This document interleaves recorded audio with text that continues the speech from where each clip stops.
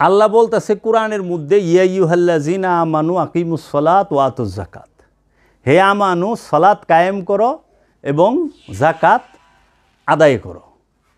তাহলে আমানু দিবে যাকাত, এখানে কিন্তু ধনীর কথা উল্লেখ করে নাই, বড় লোকের কথা উল্লেখ না, বড় লোক যাকাত দাও, যে আমানু সেই। এখন সেই আমানু যদি দিন মজুর হয় তারও যাকাত দিতে হবে। সেই যাকাতটা কি মালের?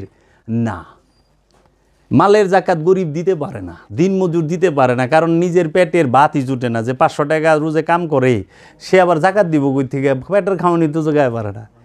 সেই যাকাতটা হচ্ছে আমিত্ব ত্যাগের যাকাত, যে আমার নফসের সাথে যে অহমিকা আছে, খুদি আছে, হাস্তি আছে, আমিত্ব আছে, ইয়ানি খান্নাস রূপী শয়তান আছে, আমি ভাব আছে, এই আমিত্বকে যাকাত দিতে হয়। কোথায়? আল্লাহর রসুলের কাছে।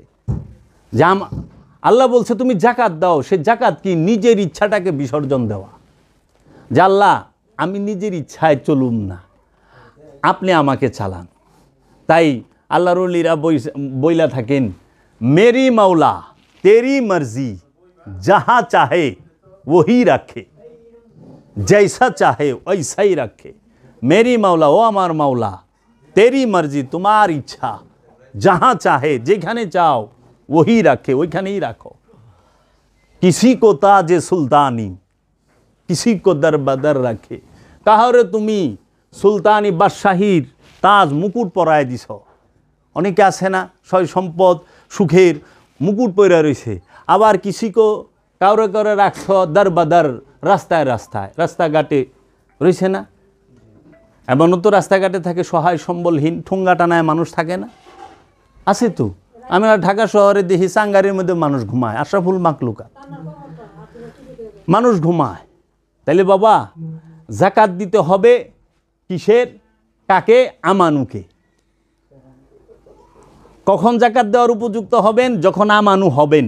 কারণ আল্লাহ আমানুরে যাকাত দিতে গেছে। আল্লাহ কয় না ইয়া ইউহাল ইনসান ওয়াতুজ যাকাত, ইয়া ইউহান নাস ওয়াতুজ যাকাত। আল্লাহ বলে না ইয়া ইউহাল কাফেরুন ওয়াতুজ যাকাত, ইয়া ইউহাল মুশরিকুন ওয়াতুজ যাকাত বলে নাই। হে আমানুগণ, তোমরা সালাত কায়েম করো, যাকাত আদায় করো। আমানু দিবে যাকাত। বাবা সালাত কে করবে? সালাত কায়েম কে করবে? আমানু। আমানুর জন্য সালাত ফরজ, মানুষের লেগে সালাত ফরজ না। মানুষের জন্য সালাত ফরজ এটা বলে নাই আল্লাহ, ইনসানের জন্য। কারণ মানুষ, ইনসানকেই মানুষ বলছে, আর মানব জাতিকে বলছে ইয়া ইউহান নাস। যখন সারা মানব জাতিকে উদ্দেশ্য করে আল্লাহ রসুল বানিয়ে দিয়েছেন তখন বলছেন ইয়া ইউহান নাস। আর যখন মানুষকে শুধু ব্যক্তিকে বলছে, পার্সন ওয়ান টু ওয়ান বলছে, তখন বলছে ইয়া ইউহাল ইনসান। আর এই নাস এবং ইনসানকে আল্লাহ বলছেন তোমাদের নফসকে পবিত্র করো, খান্নাস মুক্ত করো। নফসে তাজকিয়া, তাজকিয়াতুল নফস, নফসকে পবিত্র করো। আর এই নফসকে কে পবিত্র করবে? আল্লাহর রসুলে। কোথায় বলল আল্লাহ? আল্লাহ কোরআনের মধ্যে বলতেছেন যে ইউসাব্বিহু লিল্লাহি মা ফিস সামাওয়াতি ওয়া মা ফিল আরদিল মালিকুল কুদ্দুসুল আজিজুল হাকিম ওয়াল্লাযী ইয বাআসা ফিল উম্মিয়িনা রাসূলাম মিনহুম ইয়াতলু আলাইহিম আয়াতি ওয়া ইউযাক্কিহিম ওয়া ইউআল্লিমুহুমুল কিতাবা ওয়াল হিকমা। সূরা ফাজরের মধ্যে আল্লাহ বলতেছেন যে আসমান জমিনে যাহা কিছু আছে সমস্ত কিছু আল্লাহর তাসবিহ পাঠ করেন। কোন আল্লাহর তাসবিহ পাঠ করেন? যিনি আজিজুল হাকিম, যিনি আজিজ হাকিম তিনি। ওই যে এখানে বলতেছে ইউসাব্বিহু লিল্লাহি মা ফিস সামাওয়াতি ওয়া মা ফিল আরদিল মালিক কুল কুদ্দুস আজিজুল হাকিম। তাহলে মালিক সে, কুদ্দুস সে, আজিজ সে, হাকিম সে, সেই আল্লাহর। ওই আল্লাহ কি করছে? ওয়াল্লাযী, তিনি সেই আল্লাহ, ইয বাআসা ফিল উম্মিয়িনা রাসূলাম মিনহুম, তিনি সেই আল্লাহ যেই আল্লাহ একজন উম্মিয়িনদের মধ্য থেকে একজন রসুল প্রেরণ করলেন। কেন প্রেরণ করলেন রসুল? তখন বললেন ইয়াতলুনা আলাইহিম আয়াতি, তিনি তোমাদেরকে আয়াত তিলাওয়াত করে শোনাবে। রবের যে আয়াত নিদর্শন তিলাওয়াত করে শোনাবে কে? রসুলে। তারপরে বলতেছেন ওয়া ইউযাক্কিহিম, তোমাদের নফসকে পবিত্র করবে কে? রসুলে। নফস পবিত্র কে করবে? রসুলে।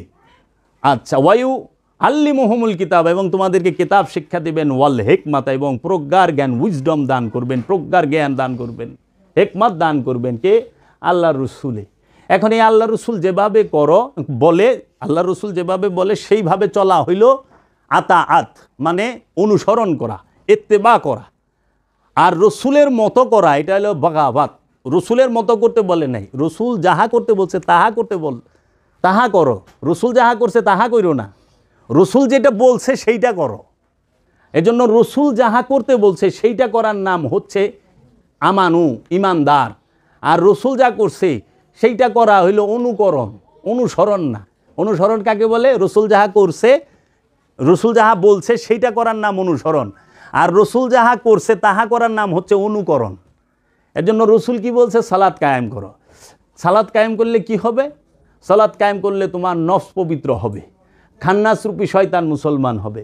সেই সালাতটা, এইটার দলিল কোথায়? সেই সালাতটা কোন সালাত? সেই সালাতটা হচ্ছে সর্বক্ষণ, যেটাকে কোরআনের ভাষায় বলা হয় দায়েমি সালাত। এই দায়েমি সালাতের কথা দলিল কোরআনে কোথায় আছে? সূরা মারিজ। এইটা কোরআনে সূরার মধ্যে সিরিয়াল নাম্বারে হচ্ছে 70 নাম্বার সূরা। সূরা মারিজের 23 নাম্বার আয়াতে আল্লাহ বলতেছে, আল্লাযীনা হুম আলা সালাতিহিম দায়মুন। তোমরা যাহারা দায়মি সালাতের উপরে দণ্ডায়মান তাহারাই মুসল্লি। মুসল্লিকে যে সর্বক্ষণ সালাতের উপরে দণ্ডায়মান। এখন সালাত এটা আরবি শব্দ, নামাজ এটা ফার্সি শব্দ। সালাত শব্দটা কোরআনে 82 বার আছে, কিন্তু নামাজ শব্দটা কোরআনে এক জায়গায়ও নাই, কারণ নামাজ আরবি ভাষা না, ফার্সি ভাষা। তাইলে আরবিতে সালাত, ফার্সিতে নামাজ, ইংরেজিতে বলা হয় প্রেয়ার। বাংলায় কি বলে? আমরা কিন্তু বাংলা জানি না। বাংলা হচ্ছে যোগাযোগ এবং সংযোগ প্রচেষ্টা। রসুলের সাথে যোগাযোগ, রবের সাথে সংযোগ, রব্বুল আলামিনের সাথে সংযোগ। রসুলের সাথে যোগাযোগটা প্রতিষ্ঠিত করলেই রবের সাথে যোগাযোগ হয়ে যাব। সংযোগ, যোগাযোগ, প্রচেষ্টা, দায়মি সালাত সর্বক্ষণ করতে হবে। এখন এই সালাতে দাঁড়াবো কেমনে? কেমনে সালাত করুম? আমানুরে সালাত করতে বলছে। আমানু তো বুঝছেন যে আল্লাহ রসুলের কাছে, আল্লাহর ওলির কাছে বায়াত হয়, সেই আমানু হয়। যে বায়াত গ্রহণ করে নাই সে আমানু হইতে পারে নাই কোরআনের দৃষ্টিতে। এখন আল্লাহ সূরা সাবার 46 নাম্বার আয়াতে বলতেছেন যে তোমরা সালাতে দাঁড়াও, তোমরা আল্লাহর জন্য দাঁড়াও, প্রথমে জোড়ায় জোড়ায়, তারপরে একা একা। তাহলে সালাতে কেমনে দাঁড়াবেন? প্রথমে জোড়ায় জোড়ায়, তারপরে একা একা। এখন সেই জোড়াটা কি আর একাই বা কি? কারণ আমি সালাত কিভাবে করে, সালাতে কিভাবে দাঁড়ায়, সালাতে তা এই প্রয়োগ পদ্ধতি এটা তো আমি জানি না, কারণ আমি তো আমানু নতুন। এখন যে জানে তার অনুসরণ করতে হবে। কে জানে? সালাত সম্পর্কে পরিপক্ক কে? আল্লাহর রসুল। আল্লাহর রসুল জানে। এর জন্য আল্লাহর রসুল হলো গুরু, আল্লাহর রসুল শিক্ষক। আল্লাহর রসুল সে আমাদেরকে সালাত শিক্ষা দিছে। আল্লাহর রসুলের জন্য সালাত না, সালাত হচ্ছে তার উম্মতের জন্য। উম্মতকে রসুল সালাত শেখাবে কিভাবে সালাতে দাঁড়াইতে হয়, জোড়ায় জোড়ায়। এই জোড়া কি? আমি রসুলের উপর ঈমান আনছি, আমি হচ্ছি মুসল্লি সালাতে যখন দাঁড়াই, আর আমার ইমাম হচ্ছে রসুল। তাহলে ইমাম আর মুসল্লি, রসুল আর মুসল্লি, গুরু আর শিষ্য, মুরিদ আর পীর, এই দুইজনে সর্বক্ষণ সালাত থাকতে হবে, সংযোগ যোগাযোগ করতে হবে। রবের জিকির সর্বসময়ে করতে হবে, যেই জিকির সর্বক্ষণ চলবে। এর জন্য কোরআনে বলছেন ফাওয়াইলুল লিল কাসিয়াতি কুলুবুহুম মিন যিকরিল্লাহ উলাইকা হুমুল ফাওয়াইলুল লিল কাসিয়াতি কুলুবুহুম মিন যিকরিল্লাহ। রব্বুল আলামিন বলছে সর্বসময় যেন তোমার কলবের মধ্যে রবের জিকির থাকে। কোথায় কইছে? মুখে না কইলে, কলবে, অন্তরে। এখন মুখ দিয়ে জিকির করতেছি, অন্তর গাফেল, অন্তর উদাসীন। দেখেন আমরা নামাজ পড়া মসজিদে দাঁড়াই, যে বাড়িতে দাঁড়াই, যেখানে দাঁড়াই, কিংবা এখানে কথা শুনতে বসছেন, দেখেন না এখানে বয়ে রয়েছেন, দেহটা এনে বয়ে রয়েছে, মনটা করলে এখানে বয়ে নাই অনেকের। এদিক ওদিক গেছে গা, এর বাড়ি ওই বাড়ি, ওই বন্ধুর কথা, মা বাবার কথা, সন্তানের কথা মনে পড়ে যায়। মসজিদেও নামাজ পড়তে দাঁড়াইলে মসজিদে দাঁড়ায় রয়েছে নিয়ত বেঁধে, কিন্তু মনটা মসজিদে থাকে না। দেহটা স্থির হইয়া দাঁড়ায় রয়েছে মসজিদে, দেহটা স্থির হইয়া দাঁড়ায় রয়েছে নামাজে, কিন্তু মনটা নামাজেও নাই, মসজিদেও নাই। মসজিদে বাইরে, বনে, জঙ্গলে, মার্কেটে খালি দৌড়াদৌড়ি করে। এর জন্য বলছে তুমি তোমার কলবে জিকির রাখো, গাফেল হবে না। মুখ তুমি যদি নাও বলো, মুখে উচ্চারণ করে, কিন্তু কলবে থাকে, তখনও তুমি রবের ধ্যানে খেলে আসো। এই জন্য বলে একমাত্র রবের জিকিরে কলব প্রশান্ত হয়। শান্ত হয় কলব কেমনে? রবের জিকিরে, যে সর্বক্ষণ তার রবের জিকিরে মশগুল থাকে। এখন এই সালাতের মধ্যে আপনি যখন জোড়ায় জোড়ায় দাঁড়াইছেন, তখন রব্বুল আলামিনের প্রেরিত রসুল আপনাকে সালাতে কিভাবে দাঁড়ায় সেটা শিখিয়ে দিবে, সালাত কিভাবে করে সেটা শিখিয়ে দিবে। কোরআনে আল্লাহ বলতেছেন সূরা বাকারার 43 নম্বর আয়াতে, ওয়ারকাউ মা'আর রাকিঈন, তোমরা রুকু করো রুকুকারীর সাথে। তোমরা সালাতে দাঁড়াও প্রথমে জোড়ায় জোড়ায়, তারপরে একা একা। তোমরা রুকু করো প্রথমে জোড়ায় জোড়ায়, তারপরে একা একা। তোমরা রুকু করো রুকুকারীর সাথে। কোরআন বইলা দিতেছে রুকুকারীর সাথে রুকু করতে হবে, যে রুকু করে ফেলেছে তার সাথে। এখন রুকুকারীকে আল্লাহর কামেল ওলি, আল্লাহর মুমিন বান্দা যিনি, তিনি এই মুমিনে রুকু কইরা ফেলাইছে। রুকু কেমনে করে? আমরা যেরকম রুকু করি না, অর্ধ ঝুঁকি, এটা হলো আনুষ্ঠানিকতা, যে অর্ধ ঝুঁকছি।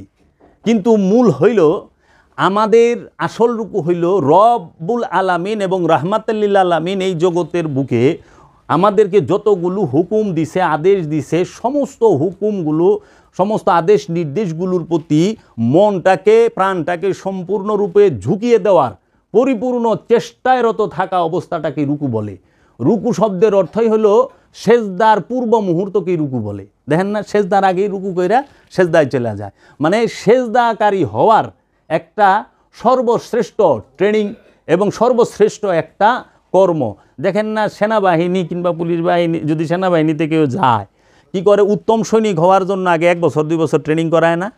মানে সে সৈনিকে ঢুকছে, কিন্তু তারা আরও উত্তম সৈনিক বানানোর জন্য 1-2 বছর ট্রেনিং করায়। তো এই রুকু করতে হবে রুকুকারীর সাথে। আবার আল্লাহ বলছে তোমরা সেজদা করো সেজদাকারীর সাথে। প্রথমে জোড়ায় জোড়ায়, তারপরে একা একা। যখন আপনি সালাতে দাঁড়ানো শিখে গেছেন, তখন আর একা একাই সালাত করবেন। যখন আপনি রুকু করতে শিখে গেছেন, আপনার রসুল, আপনার মুর্শিদ আপনাকে রুকু করা শিখাই দিছে, তখন আপনি একা একা রুকু করবেন। সর্বজীবনের সারাটা জীবন রুকুতে থাকতে হবে, সারাটা জীবন সেজদায় থাকতে হবে, সারাটা জীবন সালাতের মধ্যে থাকতে হবে। সেইটা হইল দায়েমি সালাত। সেই দায়েমি সালাত করতেই হবে। একমাত্র দায়েমি সালাতই সমস্ত পাপ থেকে বিরত রাখে। কোরআন বলতেছে, গ্যারান্টি দিয়া রব্বুল আলামিন রাহমাতাল লিল আলামিন তাজেদারে হারাম সুলতানে আম্বিয়া মুহাম্মদ সাল্লাল্লাহু আলাইহি ওয়াসাল্লাম বলতেছেন, ইন্নাস সালাতা তানহা আনিল ফাহশাই ওয়াল মুনকার, নিঃসন্দেহে এই সালাত সমস্ত প্রকার ফাহেশা, সমস্ত প্রকার অপকর্ম থেকে, পাপ সমূহ থেকে বিরত রাখে। এটা দায়েমি সালাত। আমরা দায়েমি সালাতের যারা রত, তারা কোনো দিন পাপ কাজের ভিতরে যাইতে পারে না, পাপ কাজ করতে পারে না। কারণ সে জানে আমি যে একটা পাপ করুম, আল্লাহর হাবিব দেখতেছেন। আশিকে রসুল হজরত বেলাল পারেন নাই, হজরত আবু বকর সিদ্দিক পারেন নাই, হজরত উমর রাদিয়াল্লাহু তাআলা আনহু পারেন নাই। তাদের অতীত জীবন দেখেন, আর আল্লাহর হাবিবের কাছে আসার পরের জীবনটারে দেখেন। সালাত তাদেরকে সমস্ত পাপ থেকে সরায় দিয়েছে, সেটা হলো দায়েমি সালাত। আনুষ্ঠানিক সালাতের মধ্যে আমরা দেখি সমাজে আমরা আনুষ্ঠানিক সালাতও করতেছি, আমরা ঘুষ খাচ্ছি, আমরা সুদ খাচ্ছি, আবার নামাজও 5 ওয়াক্ত পড়তাছি। আমরা 5 ওয়াক্ত নামাজও পড়তাছি, আবার যাইয়া আমরা অন্যের হক মাইরা খাইতেছি, আমরা ওয়ারিশ সম্পত্তি মাইরা খাইতেছি, আমরা আত্মীয় স্বজনের সাথে সম্পর্ক ছিন্ন করতেছি, আমরা পরের হক মাইরা খাইতেছি। কিন্তু সালাতই যে সে তো পারবে না, এই দায়েমি সালাতই যে সে পারবে না। আনুষ্ঠানিক সালাত সবসময় সবাইকে পাপ থেকে বিরত রাখতে পারে না। কিছু লোক আছে ভালো, কিছু লোক আছে, সংখ্যাটা খুব কম। আপনি দেখেন মজুদদাররা মজুদ কইরা দেশে কৃত্রিম অভাব ফালায় দেয়। আমার মতো গরিব যে দিন মজুর, অটো চালায় খায়, ভ্যান চালায় খায়, কামলা দিয়ে খাই, আমি তো একটু ভালো কিছু খাইতে পারি না, আর আমার তো পেটের আহারই জুটে না। তাইলে এই কষ্টের দায়ভারটা কি তার উপরে না? সে পচায় ফালাইতেছে, কিন্তু আশরাফুল মাখলুকাতকে খাইতে দিতেছে না। স্বার্থের জন্য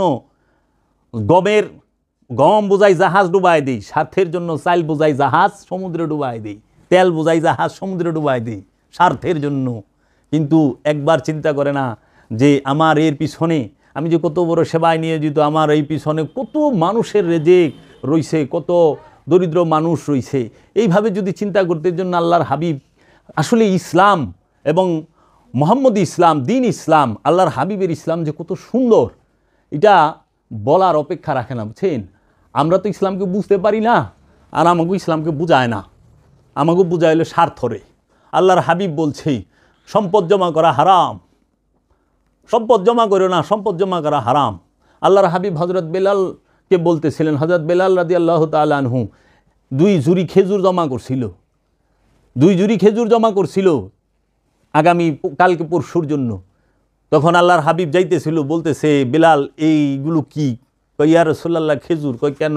কই কালকের পরশুর জন্য জমা করে রাখছি। তখন আল্লাহর হাবিব বলছে, তুমি কি মরা ছাগলের বাচ্চা, কান কাটা মরা ছাগলের বাচ্চা কিনবে? ছাগলের বাচ্চাটা মরা, আবার কান কাটা, এটা কিনতে চাও? কোরআনে বলে দিছে ওয়াইলুল লিকুল্লি হুমাজাতিল লুমাজাত, সূরা হুমাজায়। তুমি কি সেই ব্যক্তিকে দেখেছো যে ধ্বংসপ্রাপ্ত? সে কে? আল্লাজি জামা আমালা ওয়া আদ্দাদা, যে সম্পদ গুনিয়া বাছিয়া রাখে, সে ধ্বংস। তাকে হুতামা নামক দুজকে দিব, সূরা হুমাজা পড়েন। এই সম্পদ জমা, আপনি যদি সম্পদ জমা না করেন কি হবে? পৃথিবীতে শান্তি থাকবে। কিভাবে? কারণ যত অপকর্ম আমরা করি সম্পদ জমা করাকে কেন্দ্র করে, দেখেন ঘুষ খায় সম্পদ জমা করার জন্য, জায়গা জমি কিনার লেগা, বাড়িঘর করানোর লেগা। আচ্ছা, সুদ খায় সম্পদ জমা করানোর লেগা, অন্যের হক মাইরা খায় সম্পদ জমা করানোর লেগা, আত্মসাৎ করে সম্পদ জমা করানোর লেগা, মজুদ করে সম্পদ জমা করানোর লেগা, 1 টাকার মাল 5 টাকা বেচবের লেগা। সম্পদ জমাকে আল্লাহ রসুল হারাম করে দিছে। যাও, থাকে না, অশান্তি থাকে না। কারণ সম্পদ জমা করা কোনো মনোবাসনা নাই, সে কেন মারামারি করবে? সে ঘুষ খাওয়ার প্রশ্নই আসে, সে অন্যের হক মেরা খাওয়ানোর প্রশ্ন আসে, রাস্তালয়ে ধাক্কাধাক্কি করার প্রশ্ন আসে না তো। দেখেন দিন ইসলাম কত সুন্দর। কেন আমরা বলি না সমাজে ঢালাওভাবে এটা প্রচার কেন হয় না? আল্লাহ বলতে সারাইতাল্লাজি ইউকাজ্জিবু বিদ্দিন ফাযালিকাল্লাজি ইয়াদউল ইয়াতীম, তুমি কি সেই ব্যক্তিকে দেখেছো যে দিন থেকে সর্বপ্রথম বাদ যে কি করে? এতিমের সম্পদ মাইরা খায়, হক মাইরা খায়, এবং মিসকিনকে খাদ্য দিতে উৎসাহ দেয় না। ও বাবা, যে এতিমের হক মাইরা খায় তার লেগে নামাজ আছে নাই? তু যে হকদারের হক নষ্ট করে তারে হাবিয়া দুজকে দিব, হুতামা দুজকে দিব, আল্লাহ গ্যারান্টি দিয়ে কয়ে ধুইছে।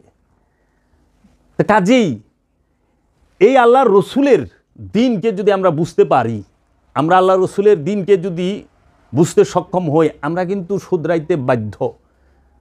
ওলি আল্লাহ ছাড়া, আল্লাহ রসুল ছাড়া নফসের পবিত্রতা তো অন্য কাউকে করার দেওয়ার অধিকারী দেওয়া হয় নাই, তারাই করবে। মানলেও ওলি আল্লাহর কিছু আসে যায় না, না মানলেও ওলি আল্লাহর কিছু আসে যায় না। আমরা সবাই যদি আল্লাহকে মানি, এতে আল্লাহর কোনো লাভ নাই। আমরা যদি কেউ আল্লাহকে না মানি, আল্লাহর কোনো লোকসান নাই। আমরা সবাই যদি আল্লাহর হাবিবকে মানি, রাহমাতাল লিল আলামিনকে মানি, তো রাহমাতাল লিল আলামিনের কোনো লাভও নাই। আবার আমরা যদি কেউ না মানি, আল্লাহ রাহমাতাল লিল আলামিনের দোষ নাই। কারণ আমাগো ভোটে, আমাগো সমর্থনে কিন্তু আল্লাহ মহানবীকে রাহমাতাল লিল আলামিন বানায় নাই। আল্লাহর প্রকাশ বিকাশের আগেই কয়েছিস আমা আরসালনাকা ইল্লা রাহমাতাল লিল আলামিন, হে আমার হাবিব, আমি আপনাকে জগৎ সময়ের রহমত হিসেবে প্রেরণ করেছি, জগতের রহমত। তাহলে রহমত কি এই 1400 বছর ধরে শুরু হয়েছে, নাকি সৃষ্টির আদি থেকেই শুরু? তাহলে রাহমাতাল লিল আলামিন আল্লাহর মনোনীত, আমাগো বুটে হয় নাই। মানুষের বুটে রাহমাতাল লিল আলামিন হয় না, আর মানুষের অস্বীকারও রাহমাতাল লিল আলামিনের কিছু আহে যায় না। এর লেগে মানুষ অস্বীকার করলো, ওলিয়ে কামেল আল্লাহ বানায়, আল্লাহ মনোনীত করে, আল্লাহ পছন্দ করে, আল্লাহ তাকে নির্বাচিত করে, আল্লাহ তাকে দান করে, আল্লাহ তাকে দয়া করে। রাহমাতাল লিল আলামিন ভিক্ষা দেয়, তার বংশ তাদের ওলি আল্লাহকে ভিক্ষা দেয়। পাক পাঞ্জাতন আহলে বাইত আল্লাহর হাবিব রাহমাতাল লিল আলামিন এই বেলায়েত, এই ফকিরি ভিক্ষা দেয়, তারা মনোনীত করে। মানুষ মানলেও কিছু আসে যায় না, না মানলেও কিছু আসে যায় না। এর জন্য সালাত করবেন কি? দায়মি সালাত। এই সালাত কখন? সর্বক্ষণ। এর জন্য এই সালাতকে আগে কায়েম করেন। কায়েম মানে প্রতিষ্ঠিত করা। প্রতিষ্ঠিত করতে পারলেই দায়েমে থাকতে পারবেন, সর্বক্ষণ সালাতের উপরে থাকতে পারবেন। এর জন্য ওই যে আয়াতে বলতেছে, সূরা বাকারায় বলতেছে, ইয়া আইয়ুহাল্লাযীনা আমানু আকিমুস সালাত ওয়া আতুজ যাকাত। তারপর আবার কইতেছে, ইয়া আইয়ুহাল্লাযীনা আমানু নাস্তাঈনু বিস-সাবরি ওয়াস-সালাত। হে আমানু, আমার কাছে আমার মোস্তানি সাহায্য চাও, রব বলতেছে। আমার কাছে মস্তানি সাহায্য চাও, রবের মস্তানি সাহায্য, যেই মস্তান রূপ ধরে রব্বুল আলামিন একটি নফসকে খান্নাস মুক্ত করে দেয়, শয়তান মুক্ত করে দেয়, কামনা বাসনা মুক্ত করে দেয়। সেই সাহায্য চাও কিসের মাধ্যমে? শহীদ সবরে, ধৈর্যের, ওয়াসসালাত এবং সংযোগ যোগাযোগ প্রচেষ্টার মাধ্যমে। তারপরে যায় বলতেছে ইন্নাল্লাহা মাআস সাবিরিন, আল্লাহ ধৈর্যশীলের সাথে থাকেন। কি সুন্দরভাবে আল্লাহ বলতেছেন। এই সালাতের মধ্যেই যাহারা বলে যেরকম আমরা কিছুক্ষণ আগে শুনলাম না, মহানবীর সিনা চাক, এই বিষয়টা মহানবীর শান মানকে খাটো করার জন্য বলা হয়।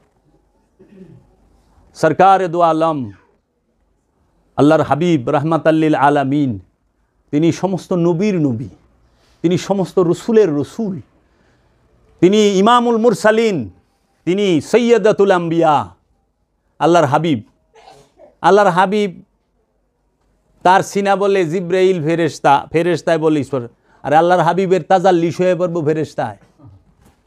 ফেরেশতা হইলে আল্লাহর সিফাতি নূরে তৈরি, আর রহমাতাল্লিল আলামিন আল্লাহর হাবিব, তিনি আল্লাহর জাত নূরে নূরময়, যাহার উপরে আল্লাহ দুরূদ পাঠ করেন। ইন্নাল্লাহ ওয়া মালাইকাতাহু ইউসাল্লুনা আলান নবী, এই নবীর উপরে আল্লাহ এবং তার ফেরেশতা সমূহ দুরূদ পাঠ করেন। আল্লাহ যে রহমাতাল্লিল আলামিনকে ডেকেছেন, ওমা আরসালনাকা ইল্লা রহমাতাল্লিল আলামিন, আল্লাহ রাব্বুল আলামিন বলছেন ইন্না আতাইনাকাল কাউসার, হে আমার হাবিব আমি আপনাকে কাউসার আতা করেছি। আল্লাহ রাব্বুল আলামিন আল্লাহর হাবিবকে ডেকেছেন ইয়াসিন আল কুরআনুল হাকিম, ইয়াসিন হে আমার হাবিব আল কুরআনুল হাকিম। একমাত্র ওই প্রজ্ঞাময় মহাবিজ্ঞানময় কোরআনটাই হচ্ছে আল্লাহর হাবিব। আল্লাহর হাবিবের বাণী হচ্ছে কোরআন, আল্লাহর হাবিবের বাণী হচ্ছে কোরআন। এটি কি আমার কথা, আপনার কথা না।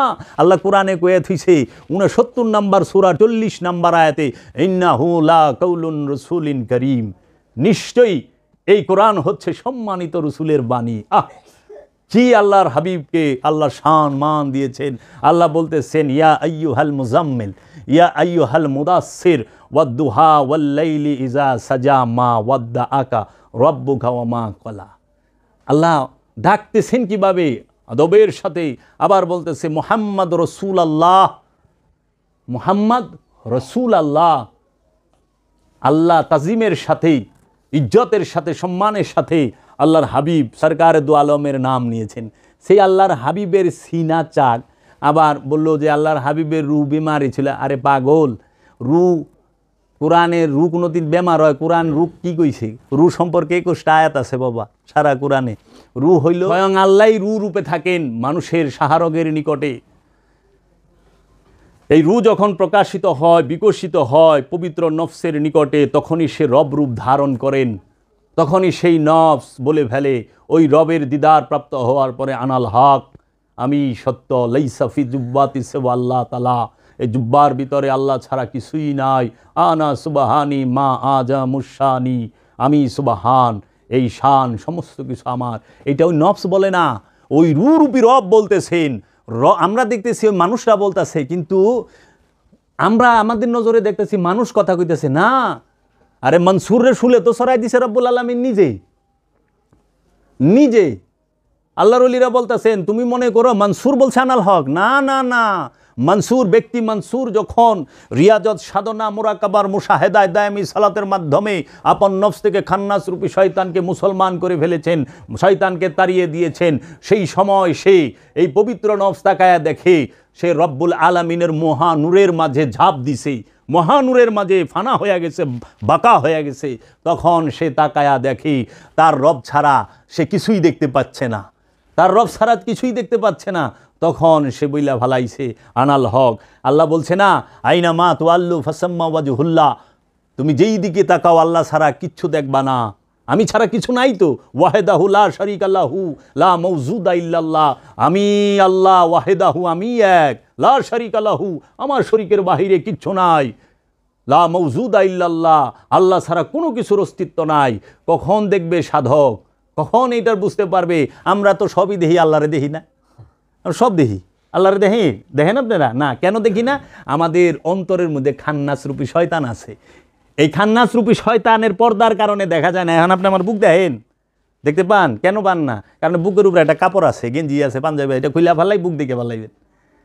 খান্নাসরূপী শয়তানের যে কুমন্ত্রণা, লোভ, মোহ, মায়া, এই কামনা বাসনা আমাদের নফসের উপরে পর্দা দিয়ে দিছে, যখন এই পর্দাগুলো, এই পোশাকগুলো, এই পর্দাগুলো ছিন্ন করে ফেলায়, চিরা ফেলায়, তখন যায় দেখে যায় আল্লাহ ছাড়া কিচ্ছু নাই, লা মওজুদা ইল্লাল্লাহ। তখন সে সাক্ষী দেয় আশহাদু আল্লা ইলাহা ইল্লাল্লাহু ওয়াহদাহু লা শারীকা লাহু ওয়া আশহাদু আন্না মুহাম্মাদান আবদুহু ওয়া রাসূলুহু। কালেমায়ে শাহাদাত বলে। কখন বলে? যখন সেই ওই পবিত্র নফস রব্বুল আলামিনের দিদার লাভ করে। দিদার কেমনে লাভ করবেন? দায়মি সালাতের মাধ্যমে। দায়মি সালাত কিভাবে করতে হয়? নির্জনে, নিরালায়, একাগ্র চিত্তেই, একদম নীরবে। লা সালাতা ইল্লা হুজরি বিকাল, হুজরি কলব ব্যতীত সালাত করা যায় না। আল্লাহর হাবিবের সিনা চাক করবে, এই কথাটাই সবচেয়ে অসম্মানজনক কথা। এটা উমাইয়া আব্বাসিয়া রাজবংশ চক্রান্ত করে আল্লাহর হাবিবকে, তার শান মানকে ছোট করেছে। দেখেন, আল্লাহর হাবিব যখন মেরাজ শরীফে যায়, জিব্রাইল আমিন ফেরেশতা তিনি কি করেন? সিদরাতুল মুনতাহায় যায় থাইমা যায়। কারণ সৃষ্টি জগতে শেষ সীমানা হলো সিদরাতুল মুনতাহা। সিদরাতুল মুনতাহার উপরে হলো মাকামে মাহমুদা, আর মাকামে মাহমুদার উপরে হলো লা মাকান। আল্লাহ রব্বুল আলামিন তার হাবিবকে লা মাকানে নিয়ে গেলেন, কিন্তু জিব্রাইল ফেরেশতা তিনি সিদরাতুল মুনতাহায় রয়ে গেলেন। কারণ বললেন, ইয়া রাসূলুল্লাহ, এর আগে তো আমার যাওয়ারই নাই, কারণ স্রষ্টার রাজ্যে সৃষ্টি প্রবেশ করতে পারে না, সৃষ্টির যাওয়ার কোনো অধিকার নাই। আমি সৃষ্টি, আমার যাওয়ার কোনো অধিকার নাই আল্লাহর হাবিব। আমি গেলেই রবের তাজাল্লিতে আমি জইলা যামু।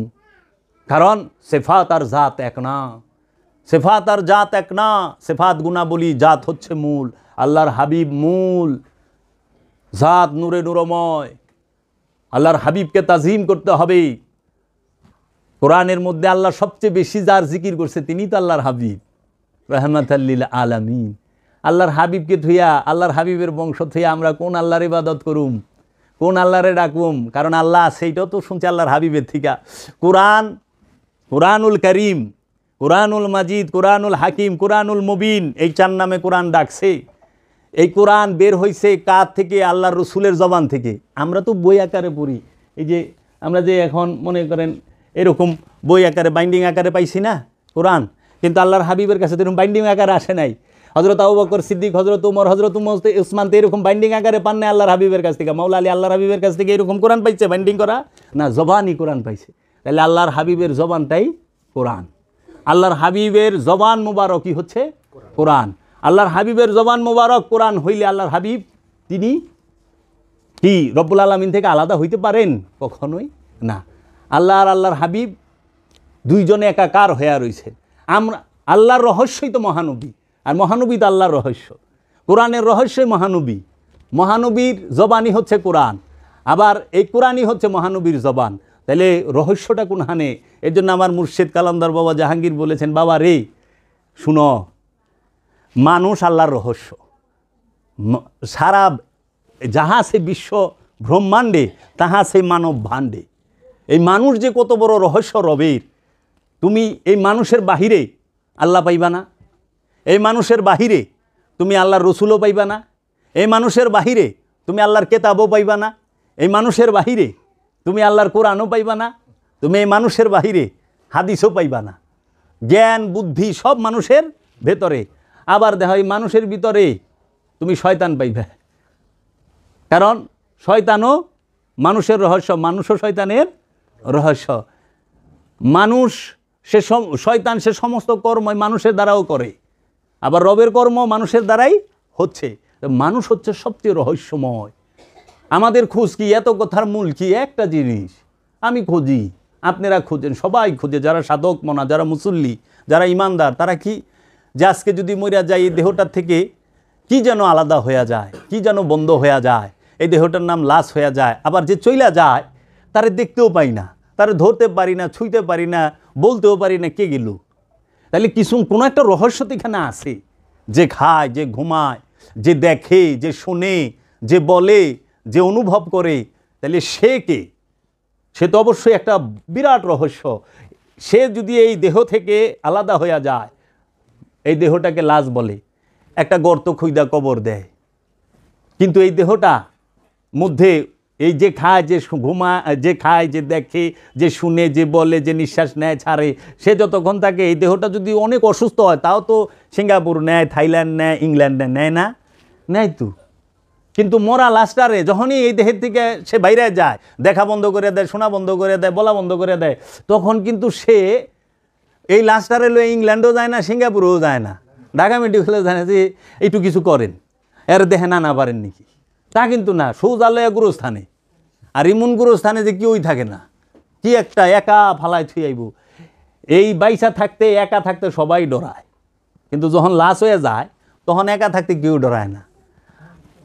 তাইলে যতক্ষণ পিপাসা আছে ততক্ষণ সবার সঙ্গ দরকার আছে, যতক্ষণ দেখা আছে, শোনা আছে, ততক্ষণ সঙ্গ দরকার আছে। পিপাসা নাই, সঙ্গীর দরকার না। ওয়ালাইকুম আসসালাম। যে দেখে আমার খোঁজ হইল তারে, আমাদের খোঁজ থাকবে তারে। যে শুনে আমাদের খোঁজ হইল তারে, যে বলে আমাদের খোঁজ হইল তারে, যে অনুভব করে কি এইটা শক্ত না নরম বইলা দিব, বইলা দেয় না, এটা ঠান্ডা না গরম বইলা দেয় না, কিসে বলে? অনুভূতি আছে, ফিলিংস আছে, অনুভব আছে, মাইন্ড বইলা দিতে আছে। তাইলে শক্ত নরম ঠান্ডা গরম সব বলে, কে বলে? তারে আমার খোঁজ, তারে আমার খোঁজ। এর জন্য আল্লাহর হাবিব বলছে, মান আরাফা নফসাহু ফাকাদ আরাফা রব্বাহু। যে তার নিজের নফসকে চিনতে পেরেছে, কোনো সন্দেহ নাই সে তার রবকে চিনে ফেলেছে। আবার আল্লাহ রাব্বুল আলামিন সূরা মায়েদার 106 নম্বর আয়াতে বলতেছে, তাগিদ দিচ্ছে, ইয়া আইয়ুহাল্লাযিনা আমানু আলাইকুম আনফুসাকুম। হে আমানু, দেখেন এই যে কইছে ইয়া আইয়ুহাল্লাযিনা আমানু, হে আমানু আলাইকুম আনফুসাকুম, তুমি তোমার নফসের খবর নাও, তোমরা তোমাদের নফসের খবর নাও। কারণ নফস এক বচন, আনফুস বহু বচন, নফসের বহু বচন। এখানে এখন যদি কেউ কথা বলে আনফুস বলতে হবে, অনেক নফস এখানে উপস্থিত। এই নফস হলো সর্বশ্রেষ্ঠ রহস্য। আমাদের জানার বিষয় নফসকে, আমাদের পবিত্র করার বিষয় নফসকে। কারণ নফস সৃষ্টিগতভাবেই পবিত্র। নফস অপবিত্র হয় কখন?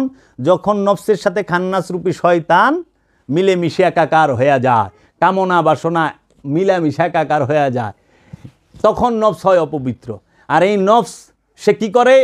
নফসেরই সমস্ত কায় কারবার। ওই যে আমরা এখন বলি না, ওই যে বললো রুহের বেমারি, রুহের খারাপি, রুহের নাপাকি, এটা না জানা থেকে বলে, অজ্ঞানতা থেকে বলে। হ্যাঁ, বিষয়টা হলো এইরকম বাবা, যে নফস সে মরে। কোরআন বলছে কুল্লু নফসুন যায়কাতাল মউত, প্রত্যেক নফস মৃত্যুর স্বাদ গ্রহণ করে। আল্লাহ বলছে ইয়া আইয়ুহাল্লাযিনা আমানু আলাইকুম আনফুসাকুম, তুমি তোমার নফসের খবর লাও। আল্লাহ বলতেছে তানসাউনা আনফুসাকুম, তোমরা তোমাদের নফসকে ভুলিয়া যাও। আল্লাহ বলতেছে তোমরা তোমাদের নফসের উপরে জুলুম করিও না। তারপর আল্লাহ বলতেছে নফস শয়তান যুক্ত হয়, এবং নফস, তাদের নফসগুলো বেমারগ্রস্ত, তাদের নফসগুলো দুর্বল, তাদের নফসকে ডাকা হবে ইমাম সহ। এইভাবে 250-এর অধিক আয়াত আছে নফস নিয়ে, যেটা আমাদের সমাজে এই যারা আরবি শিক্ষায় শিক্ষিত এবং যারা অনেকেই আছেন, সবাই না, নিজেদেরকে পীর মাশায়েখ বলে দাবি করেন, তাদের একটা বিরাট ভুল হয়ে গেছে। সেটা হইল নফস আর রুকে তারা এক করে ফেলাইছে। নফস আর রু বিষয়টাকে মাখায় ফেলাইছে, এক করে ফেলাইছে। বিরাট ভুলের মধ্যে তারা রয়ে গেছে।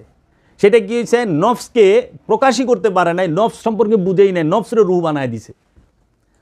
অথচ সারা কোরআনে একটা জায়গায় নাই কুল্লু রুহিন যায়কাতাল মউত, প্রত্যেক রু মৃত্যুর স্বাদ গ্রহণ করবে, এটা কিন্তু নাই। আছে কি? কুল্লু নফসুন যায়কাতাল মউত, প্রত্যেক নফস মৃত্যুর স্বাদ গ্রহণ করবে। নফস খায়, নফস ঘুমায়, নফস জন্ম নেয়, তাই নফসের মৃত্যু স্বাদ গ্রহণ করা অবধারিত। নফস জাহান্নামে যাবে, তোমাদের নফসগুলোকে জাহান্নামে দেওয়া হবে। নফস জান্নাতে যাইব, দেহ কিন্তু জাহান্নাম জান্নাতে যাওয়া দেহের বিষয় না, এটা হলো নফসের। নফস জান্নাতে যাইব, নফস জাহান্নামে যাইব। নফস সে তাকে নফসকে যখন শয়তান গ্রাস করে ফেলায়, তখন সেই নফসটাকে বলে নফসে আম্মারা। কোরআনে নফসে আম্মারার উল্লেখ আছে। শয়তানের বিরুদ্ধে নফস যখন জেহাদে দাঁড়ায়, যেটাকে জেহাদে আকবর বলা হয়, নফসের বিরুদ্ধে, শয়তানের বিরুদ্ধে নফস যখন জিহাদে দাঁড়ায়, সেই নফসটিকে বলা হয় নফসের লাওয়ামা, সংগ্রামরত নফস, যে জেহাদে আকবরে। এই যে আমরা তলোয়ারের যে যুদ্ধ ইসলামের জন্য হইছে না, যে বদরের, উহুদের, খাইবরের, এই যুদ্ধগুলো হচ্ছে জেহাদে আসগার। আল্লাহর হাবিব হাদিস শরীফেও বলছেন যে ছোট জেহাদ। তাহলে বড় জেহাদ কোনটা?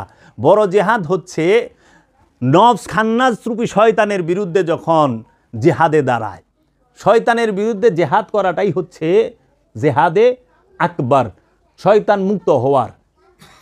তো এই নফস যখন জেহাদে দাঁড়ায় তখন তাকে বলে নফসে লাওয়ামা। দলিল কোথায়? সূরা কিয়ামতের 2 নম্বর আয়াত। আল্লাহ রাব্বুল আলামিন এই নফসে লাওয়ামার কসম খাইছে, লা উকসিমু বে নফসে লাওয়ামা। সূরা কিয়ামতের 2 নম্বর আয়াত। আল্লাহ বলছে কসম সেই নফসের। কোন নফসের? যে নফসটি নফসে লাওয়ামা, এই সংগ্রামরত নফস, জেহাদি নফস। যখন এই নফস খান্নাস মুক্ত হয় তখন এই নফসকে ডাকা হয় নফসে মুতমাইন্না, পরিতৃপ্ত নফস, শান্ত নফস। তখন আল্লাহ ডাক দেয়, ইয়া আইয়াতুহান নফসে মুতমাইন্না ইরজিই ইলা রব্বিক রাদিয়াতাম মারদিয়া ফাদখুলি ফি ইবাদি ওয়াদখুলি জান্নাতি। হে পরিতৃপ্ত নফস, শান্ত নফস, তুমি তোমার রবের দিকে আসো এবং রবের বান্দায় প্রবেশ করো এবং জান্নাতে প্রবেশ করো। তাহলে জান্নাতে কে যাইব? পরিতৃপ্ত নফসে, শান্ত নফসে। রু জান্নাতে যাইব, এটা সারা কোরআন এক জায়গায় আছে নাই। রুহের জন্য জান্নাতও নাই, রুহের জন্য জাহান্নামও নাই। রু জান্নাত জাহান্নামের ঊর্ধ্বে। জাহান্নাম নফসের জন্য, জান্নাতও নফসের জন্য। আল্লাহ ডাকটা আছে নফসে, পরিতৃপ্ত নফসে, যে নফসটা শান্ত হয়ে গেছে, কামনা বাসনা মুক্ত হয়ে গেছে, তারে ডাকছে আসো আমার বান্দার প্রবেশ করো। রুকে কি বান্দায় প্রবেশ করার কথা কইছে? নফসকে কইছে। জান্নাতে যাইতে কইছে নফসকে। তাইলে এই যে আমাদের সমাজের মধ্যে ভুল ধারণা, যে আমরা আজকে যেরকম বলি না, যে একটা গরিব মানুষও যদি মারা যায়, নেতা কিংবা কোনো গণ্যমান্য ব্যক্তিও যদি মারা যায়, আমরা মাইকে বলি না যে আজকে এই মুহূর্তে, এই কিছুক্ষণ আগে আমাদের পূর্বপাড়ার মোহাম্মদ আব্দুল করিম সাহেব ইন্তেকাল করিয়াছেন, ইন্না লিল্লাহি ওয়া ইন্না ইলাইহি রাজিউন। আমরা তার আত্মার মাগফিরাত কামনা করি, আমরা তার রুহের মাগফিরাত কামনা করি, কয় না? আবার আমরা যখন মিলাদ মাহফিলে ওই ব্যক্তিকে কেন্দ্র করে কোনো মিলাদ অনুষ্ঠান দেয়, লেখে যে আব্দুল করিম সাহেবের রুহের মাগফিরাত কামনা করে দোয়া এবং মিলাদ মাহফিল করি না, রুহের মাগফিরাত করে। মাগফিরাত রুহের হয় না বাবা, মাগফিরাত হয় নফসের। মরে নফস, মাগফিরাতও নফসের। জাহান্নামে যায় নফস মানে প্রাণ, প্রাণ জাহান্নামে যায়, এর জন্য মাগফিরাত জাহান্নামের। রুহের লেগা কোনো দোয়া নাই বাবা, রু স্বয়ং আল্লাহ। আল্লাহর লেগে আপনি কি দোয়া করবেন গো বাবা? আর আপনি আল্লাহর লেগে দোয়া শুরু করছেন কেন? দোয়া করবেন ব্যক্তির জন্য, নফসের জন্য। নফসের লেগা দোয়া, নফসের লেগা মাগফিরাত, নফসের লেগা জান্নাত, নফসের লেগা জাহান্নাম, নফসের লেগা জন্ম, নফসের লেগা মৃত্যু। নফস খান্নাস যুক্ত হয়, আবার এই নফসকেই জেহাদ করে খান্নাস মুক্ত হইতে হবে, মুক্তি লাভ করতে হবে বন্ধন থেকে। এখন কি করে? মরণও দেয়া দিছে এই যে আমাদের এই না বোঝার কারণে বর্তমান সমাজে। আবার বুঝাই দিল, মানতে রাজি না বাবা, মানবো না। না মানার বুলেট প্রুফ জ্যাকেট পিদ্ধা বই রয়েছে। ভুলটা ভুল হইতেই পারে, মানুষের ভুল হয়, ভুল হয়েছে আমি শুধরাই নিলাম। তো রুহের সাথে তো খান্নাস যুক্ত হয় না, রু তো জন্ম নেয় না। আল্লাহ কোরআনে কোথাও বলছে রু। আচ্ছা, রু সম্পর্কে আল্লাহ কি বলছে? আল্লাহ কোরআনে 21 বার বলছে রু সম্পর্কে। হ্যাঁ, আল্লাহ বলতেছে কুলু রুহি মিন আমরি রব্বি। হে আমার হাবিব, আপনি বলে দিন, রু হচ্ছে আমার রবের আমর, আদেশ। রব হইতে আগত। কোথা হইতে? রব হইতে। রব হইতে যে আগত, সে কি রব থেকে আলাদা? না। আচ্ছা, আল্লাহ বলতেছে ওয়ানুফাত্তু মিন রুহি, আমি আমা হইতে আদমের মধ্যে রু ফুকে দিলাম। আদম কিন্তু আগে হয় নাই, রু ফুকার পরে আদম হইছে। আর যখনই সে রু ফুৎকার করে দিছে রব্বুল আলামিন ওই আদমের মধ্যে, তখনই আল্লাহ বলছে আমি রু ফুকার সাথে সাথে সেজদা করবা। উসুজুদুলে আদামা, হে ফেরেশতারা আদমকে সেজদা করো। ফাসাদাদু, সবাই সেজদা দিল, ইল্লা ইবলিস, অহংকারী দিল না। ইবলিস দিল না সেজদা। ইবলিস তাহলে কারে সেজদা দেয় নাই? নফসরে না রুহেরে? আল্লাহ সেজদা দিতে কইছে রুকে, নফসকে না। নফসকে সেজদা দেওয়ার বিধানই নাই, প্রাণকে সেজদা দেয় না। তো সেজদা করে রুকে, আর রু তো স্বয়ং রবের আদেশ।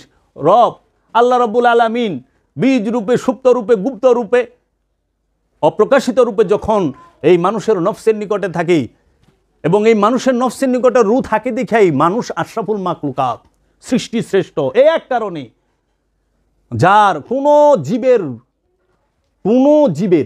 কোনো প্রাণীর নিকটে আল্লাহ থাকে না, একমাত্র জিন এবং ইনসানের শাহরগের নিকটে আল্লাহ থাকে। আল্লাহ কোরআনে বলে দিয়েছেন, নাহানু আকরাবু ইলাইহি মিন হাবলিল ওয়ারিদ।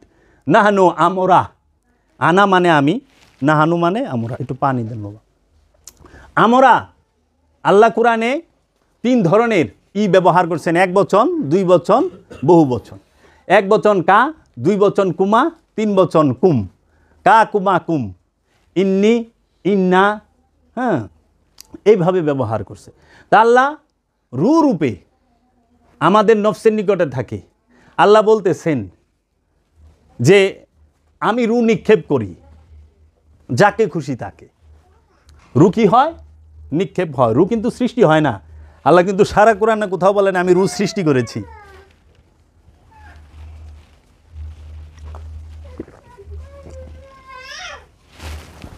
আল্লাহ সারা কোরআনে কোথাও বলে নাই আমি রুকে সৃষ্টি করেছি। আল্লাহ বলছে আমি নফসগুলোকে সৃষ্টি করছি। এক নফস হইতে সমস্ত নফস সৃষ্টি করেছি। আবার সমস্ত নফসগুলোকে আল্লাহ একদিনে সৃষ্টি করছে। এখন এই না জানার কারণে, এই নফস আর রুহের পার্থক্য না বোঝার কারণে, অজ্ঞতার কারণে এখন কেউ বলে রু 5 প্রকার, হ্যাঁ, তারপরে কেউ বলে রুহের মাগফিরাত করেন, আবার কেউ বলে দেখি যে দোয়া খায়ের করে যে এই নামাজ রোজায়, কোরআন তেলাওয়াত, কোরআন খানি, কোরআন খতম, এই মিলাদ মাহফিলের যত সোয়াব হয়েছে সমস্ত সোয়াবগুলো আমাদের মৃত মা বাবার কবরে রুহে পাঠায় দেন। আবার কেউ আছে যে এই সোয়াব আল্লাহর রসুলের রুহে পাঠাইতেছে, রসুলের জন্য দোয়া করতেছে। খেয়াল করেন, আমি হচ্ছি নাদান, আমি নাদান হইয়া, আমি নামাজি, আমি রহমাতাল্লিল আলামিন না তু নামাজি হইয়া রহমাতাল্লিল আলামিনের লেগে দোয়া করে কেমনে কন্ত? এটা কি কোরআন বিরোধী আকীদা হয় না? বেদবি হয় না? রহমাতাল্লিল আলামিনের জন্য কোনো দোয়া আছে? বলেন তো, দোয়া বড় না রহমত বড়? আরে রহমতের বিপরীত শব্দ গজব, মানে ধ্বংস। আর দোয়া মানে কল্যাণ। কল্যাণ অনেক প্রকার আছে, যে বাবার টাকা পয়সার অনেক কল্যাণ হোক, মন মানসিকতার কল্যাণ আছে, বিদ্যা বুদ্ধির কল্যাণ আছে, ঘর বাড়ির কল্যাণ আছে, ফসলাদির কল্যাণ আছে, সোয়াব নেই। আর রহমাতাল্লিল আলামিনের লেগে সোয়াব আল্লাহ দোয়া করবার লইছে। আল্লাহ কি আমরা যে কোরআন খানি, মিলাদ মাহফিল যাই করছি, এর সোয়াব নজর কোটি কোটি গুণ বাড়ায়া পাঠায়া দাও তাজেদারে মদিনা মহানবীর রু মুবারকে কিংবা রওজা মুবারকে। প্রথম বেদবিটা হলে আল্লাহ রসুলের জন্য নামাজি হইয়া রহমাতাল্লিল আলামিনের লেগে দোয়া করে, হ্যাঁ, ইনসান হইয়া আমান হইয়া নবীর লেগে দোয়া করে, আমানু মুসল্লি হইয়া রসুলের লেগে দোয়া করে। আবার সর্বশ্রেষ্ঠ ঊর্ধ্বে যিনার অবস্থান, তিনি হলেন আল্লাহর আব্দুহু, রহমাতাল্লিল আলামিন মহানবী, তিনি আল্লাহর আব্দুহু, যার কাছে আল্লাহ কোরআন নাজিল করছে। আল্লাহ কোরআন এই বলে দিছে, আমি আমার আব্দুহুর উপরে কোরআন নাজিল করলাম, আমি আমার আব্দুহুর উপরে ফুরকান নাজিল করলাম, আমি আমার আব্দুহুকে মেরাজে নিয়ে গেলাম। সূরা বনী ইসরাইলের 1 নম্বর আয়াত, সুবহানাল্লাযী আসরা বিআবদিহি লাইলাম মিনাল মসজিদুল হারাম ইলাল মসজিদুল আকসা। আমি আমার আব্দুহুকে রাত্রের অন্ধকারে ভ্রমণ করাইলাম। সেই সুবহান ভ্রমণ করাইল কিসে? মসজিদুল হেরেম থেকে মসজিদুল আকসায় মেরাজ করাইলেন আব্দুহুরে। এখানে নবী রসুল শব্দটা ব্যবহার হয় নাই বাবা। কেতাব দান করা হয়েছে আব্দুহুরে, ফুরকান দান করা হয়েছে আব্দুহুকে, এবং আল্লাহ মেরাজে নিছেন আব্দুহুকে। এটি খুব রহস্যময় বিষয়। সেই আল্লাহর আব্দুহুর জন্য নামাজি, মুসল্লি, আমানু এরা সব পাঠায়, দোয়া করে, হাদিয়া। কেউ গেলে টাকা পয়সা পাঠায় না বাবা। এর লেগে আমার মনে হয় যদি দোয়া করতে 50,000 কিংবা 1 লাখ টাকা লাগতো, কেউ দোয়াই করতো না। করতেন না, একবার দোয়া করলে 100 টাকা দেওয়া লাগবো, কেউ দোয়া ভুলও করবো না, খুব কম পাওয়া যাইব। হ্যাঁ, তো বিষয়টা হইল, তাইলে রুহের জন্য যে আপনি সোয়াব পাঠাইলেন, রু তো স্বয়ং আল্লাহ। আল্লাহ বলতেছে উলকি রুহা ইউতি মাইয়া সাও, আমি যাকে খুশি তাকে রু নিক্ষেপ করি। আল্লাহর খুশি, আল্লাহ যাকে খুশি, রবের যার খুশি হয়। এখানে ইলেকশন না, এখানে সিলেকশন। আল্লাহ যাকে ইচ্ছা তার উপরে রু ফুৎকার করবে। ইউতি মাইয়া সাও, আমার খুশি আমি করব। এই রু মরে না, রু খায় না, রু ঘুমায় না, রু জন্ম দেয় না, রু জন্ম নেয় না। আর অহংকার দেখবেন রুহের 5 ভাগ করে কি, রুহে ইনসানি, রুহে হাইওয়ানি, রুহে নাবাতি, রুহে জামাতি, রুহে কুদসি, আবার বর্ণনা করে। হ্যাঁ, আসলে এইটার বেলায় বলো নফসে হাইওয়ানি, নফসে ইনসানি। হ্যাঁ, নফসের বেলায় এই নফসকে রু বানায় ছেড়ে দিছে, সবচেয়ে বড় ভুল। আর দোয়া কবুল হইব কেমনে? যে বিষয়ে আলোচনা করে বিষয়ই তো ভুল, যে বিষয়ে দোয়া করে বিষয়ই ভুল। রুহের জন্য দোয়া হয় না, রু স্বয়ং আল্লাহর গুপ্ত রূপ, সুপ্ত রূপ, রুহের জন্য না, রু স্বয়ং আল্লাহ নিজে। আল্লাহর লেগা হনে আমরা দোয়া শুরু করে দিছে, হায় রে খোদা কই জামু।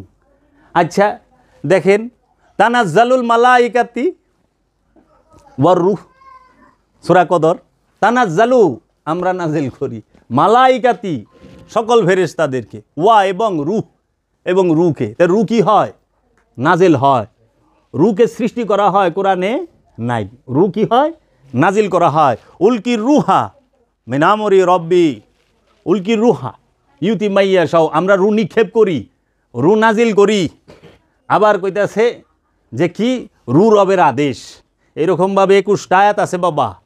তাই যারা নাকি রুহের জন্য দোয়া করেন এবং রুহের ব্যাপারে অনেকে দেখবেন ফায়েজ করে কি, আল্লাহর রহমত আসিয়া রুহের যত বেমারি, রুহের খারাপি, রুহের সব কিছু দিয়া মুইসা সব হইতেছে। রুহের বেমারি নাই, বেমারি হইল নফসের। রুহের খারাপই নাই, খারাপ হইল নফসের।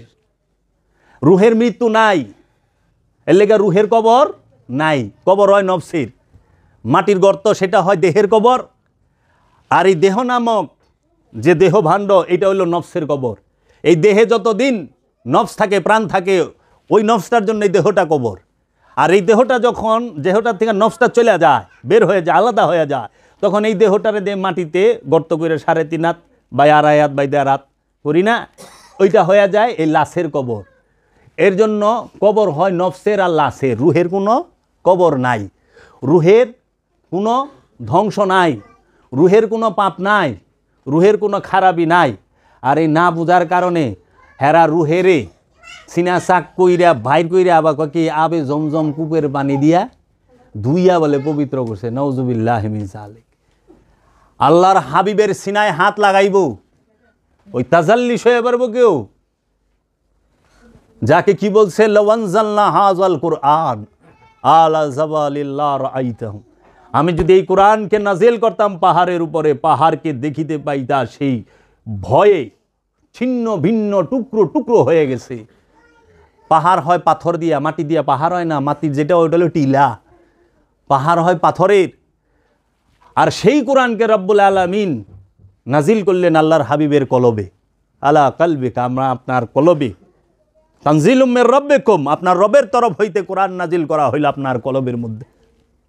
সেই আল্লাহর হাবিবের সিনা চাক করবো বলে ফেরেশতা, যার নফস নাই, যেই ফেরেশতার রু নাই, যেই ফেরেশতাকে ব্যক্তি স্বাধীনতা দেওয়া হয় নাই, যেই ফেরেশতাকে প্রশ্ন করার কোনো অধিকার দেওয়া হয় নাই। ফেরেশতাদের তো ব্যক্তি স্বাধীনতা নাই, তাহলে ফেরেশতারা কিভাবে আল্লাহর হাবিবের সিনা চাক করে? এই বিষয়টা সম্পূর্ণ ভুল। তারা আল্লাহর হাবিবকে অপবিত্র, নাউজুবিল্লাহি নাপাক, এইটা প্রমাণ করতে চাইছে সূক্ষ্ম চক্রান্ত। লা হাওলা ওয়ালা কুওয়াতা ইল্লা বিল্লাহ। আল্লাহর হাবিব ইমানের ইমান, আল্লাহর হাবিব নবীরও নবী, আল্লাহর হাবিব রসুলের রসুল, আল্লাহর হাবিব আব্দুহুর আব্দুহু, আল্লাহর হাবিব কোরআনেরও কোরআন, আল্লাহর হাবিব কাবারও কাবা, আল্লাহর হাবিব আদমেরও বাবা। আল্লাহর হাবিব তার সম্পর্কে সুলতানুল হিন্দ খাজা গরিবে নওয়াজ বলছেন, तू शान बेनिशा है तो बहारे सरमदी, तुझे देखना इबादत तेरी याद बंदगी। ও আল্লাহর হাবিব, তুমি, তোমার তুলনা তুমি নিজেই, তু শানে বেনিশা, তু বাহারে সরমাদি, তুমি হচ্ছে মহব্বতের মহাসমুদ্র। মহব্বত, তুমি মহব্বত, তুমি প্রেম, ইশক, জুনুন, তুঝে দেখ না ইবাদত। ও আল্লাহর হাবিব, আপনাকে দেখাই ইবাদত। তেরে ইয়াদে বন্দেগি, আপনাকে স্মরণ করা, আপনার চেহারা মুবারকের ধ্যান করা, আপনার ওই নূরের চেহারা মুবারকের ধ্যান করা, আপনার পিছে পিছে হাঁটা, এটি তো বন্দিগি। তেরে দর পে সেজদা করনা, তোমার দুয়ারে, তোমার দরজায় সেজদা করা, তুঝে ইয়াদ করকে রোনা, তোমাকে স্মরণ করে কান্না করা, চোখের জল ফেলা, यही है नामाज मेरी, यही मेरी बंदगी, এইটি আমার নামাজ। কে কইতেছে? সুলতানুল হিন্দ। আল্লাহর হাবিব, আল্লাহর হাবিবকে যদি আমরা মহব্বত করতে না পারি, আমরা কোনো দিন প্রভুকে পাবো না, নিজের নফসকেও পবিত্র করতে পারব না। তো এই সালাত, এই সিয়াম সম্পর্কে আলোচনা করতে গেলে বাবা অগাধ সময়ের প্রয়োজন, এত সময়ের প্রয়োজন। একটা একটা করে ভাঙ্গা ভাঙ্গা যখন বলা হবে যে এই প্রত্যেকটা জিনিসের দুইটা দিক আছে, হুয়াল আউয়ালু ওয়াল আখিরু ওয়াজ জাহিরু ওয়াল বাতিনু। আল্লাহ বলছেন আমি আদি, আমি অনন্ত, আমি আদিতে, আমি শেষে, আমি প্রকাশ, আমি গোপন। প্রত্যেকটা জিনিসের দুইটা দিক, সিয়ামেরও দুইটা দিক। একটা হইল মেজাজি সিয়াম মানে রোজা, আরেকটা হলো হাকিকি সিয়াম। মেজাজি সিয়াম কি? যাবতীয় পানাহার থেকে আমরা বিরত থাকি, যাবতীয় পানাহার থেকে আমরা ভোর ফজরের থেকে নিয়ে সন্ধ্যা পর্যন্ত বিরত থাকি, 12 ঘন্টা 13 ঘন্টা। তারপরে আমরা রোজা ভাঙ্গি। আমরা বলি রোজা ভাঙ্গার বিষয় না, রোজা কোনো বস্তু না। সিয়াম সর্বকালের সর্বসময়ের জন্য। একটু বলবো, কষ্ট হইব আপনাকে? সিয়ামটা সর্বকালের সর্বসময়ের জন্য, সেটা কি একটু জানা আমাদের প্রয়োজন। দুইটা দিক, আমরা যে সিয়াম করি, রোজা করি, এই রোজার দুইটা দিক। একটা হলো মেজাজি রোজা, আরেকটা হলো হাকিকি রোজা। রোজা ফার্সি শব্দ, রোজার আরবি হচ্ছে সিয়াম। সিয়াম শব্দের অর্থ হলো আত্মসংযম। কি সংযম? আত্মসংযম। নফসের সংযমকেই বলা হয় সিয়াম। নফস সমস্ত পাপাচার থেকে, সর্বপ্রকার অপকর্ম থেকে যখন বিরত থাকবে চিরস্থায়ীভাবে, তখন সে নফসটি সিয়ামে আছে, আত্মসংযমে আছে। এখন আমরা খাবার দাবার থেকে বিরত থাকতে পারি, কিন্তু আমরা কিন্তু পাপকর্ম থেকে, যে ঘুষ, সুদ, চাঁদাবাজি, ছিনতাই, রাহাজানি, প্রতারণা, ভেজাল পণ্য বিক্রি, ওজনে কম দেওয়া, এগুলো থেকে কিন্তু সমাজে আমরা খুব একটা বিরত থাকতে পারি, আমরা দেখি না। রোজা রাইখা হ্যাঁ ও কাপড় ব্যস্ত আছে, আর রোজা রাইখা আমিও গেছি কাপড় আনবার। যে কাপড়ের দাম 220 টাকা গজ, সেইটা আমার কাছ থেকে রাইখা দিছে 550 টাকা গজ। মানে 220 টাকা বেচলে হ্যাঁ লাভ থাকে অনেক টাকা। আমি তো বুঝি না, কাপড় সম্বন্ধে আমার ধারণা নাই। এটা পাঞ্জাবি বানাবো, সুন্দর পছন্দ হয়েছে, তো কইছে যে ভাই, পাঞ্জাবির দোকানে গেছি, সেও দেখলাম যে সুন্দর লেবাস টেবাস পরা। তাই আমি বললাম যে ভাই, আমি তো কাপড় সম্পর্কেই না, এই কাপড়টা আমার কাছে ভালো লাগছে, এই কাপড়টা না, তাই আপনি আমার এই কাপড়টা কয় গজ কাপড় লাগবো? আপনি 3 গজ লাগবো। তাই কয় হ। তো ভাই কত ঘুরে? আপনার কাছে বেশি লাভ রাখবো না, আর আপনিও রোজা আমিও রোজা। আমাকে জি মাশাল্লাহ। কয় 550 টাকা করে একদম। তা আমিও, আমারই হইলো এক তো রোজার দিন, 2 নাম্বার হইলে যে সুন্দর তার লেবাস টেবাস, তো এখানে তার 2 নাম্বার হয়তো 20 টাকা 50 টাকা বেশি রাখবো, কী হয়েছে, ঠিক আছে দেন। নিয়ে যখন আমি দিছি, তো আমারই ভাই সেই ইসলামপুরে কাপড়ের দোকানে চাকরি করে, ওরা থান বিক্রি করে খুচরা। তখন কইতেছে ভাই কাপড়টা তো খুব সুন্দর হয়েছে, কত করে কিনছেন? তা আমি কইলাম যে ভাই কত হইব তোমার তোমরা কত? কই গেলে আমাকে দোকান বড়াইতো, তা আপনি আমারে কইতেন। আমি না, তোমরা কত করে বেছ? কই ভাই 220 টাকা গজ। আমি কত ওদায় লইছেন?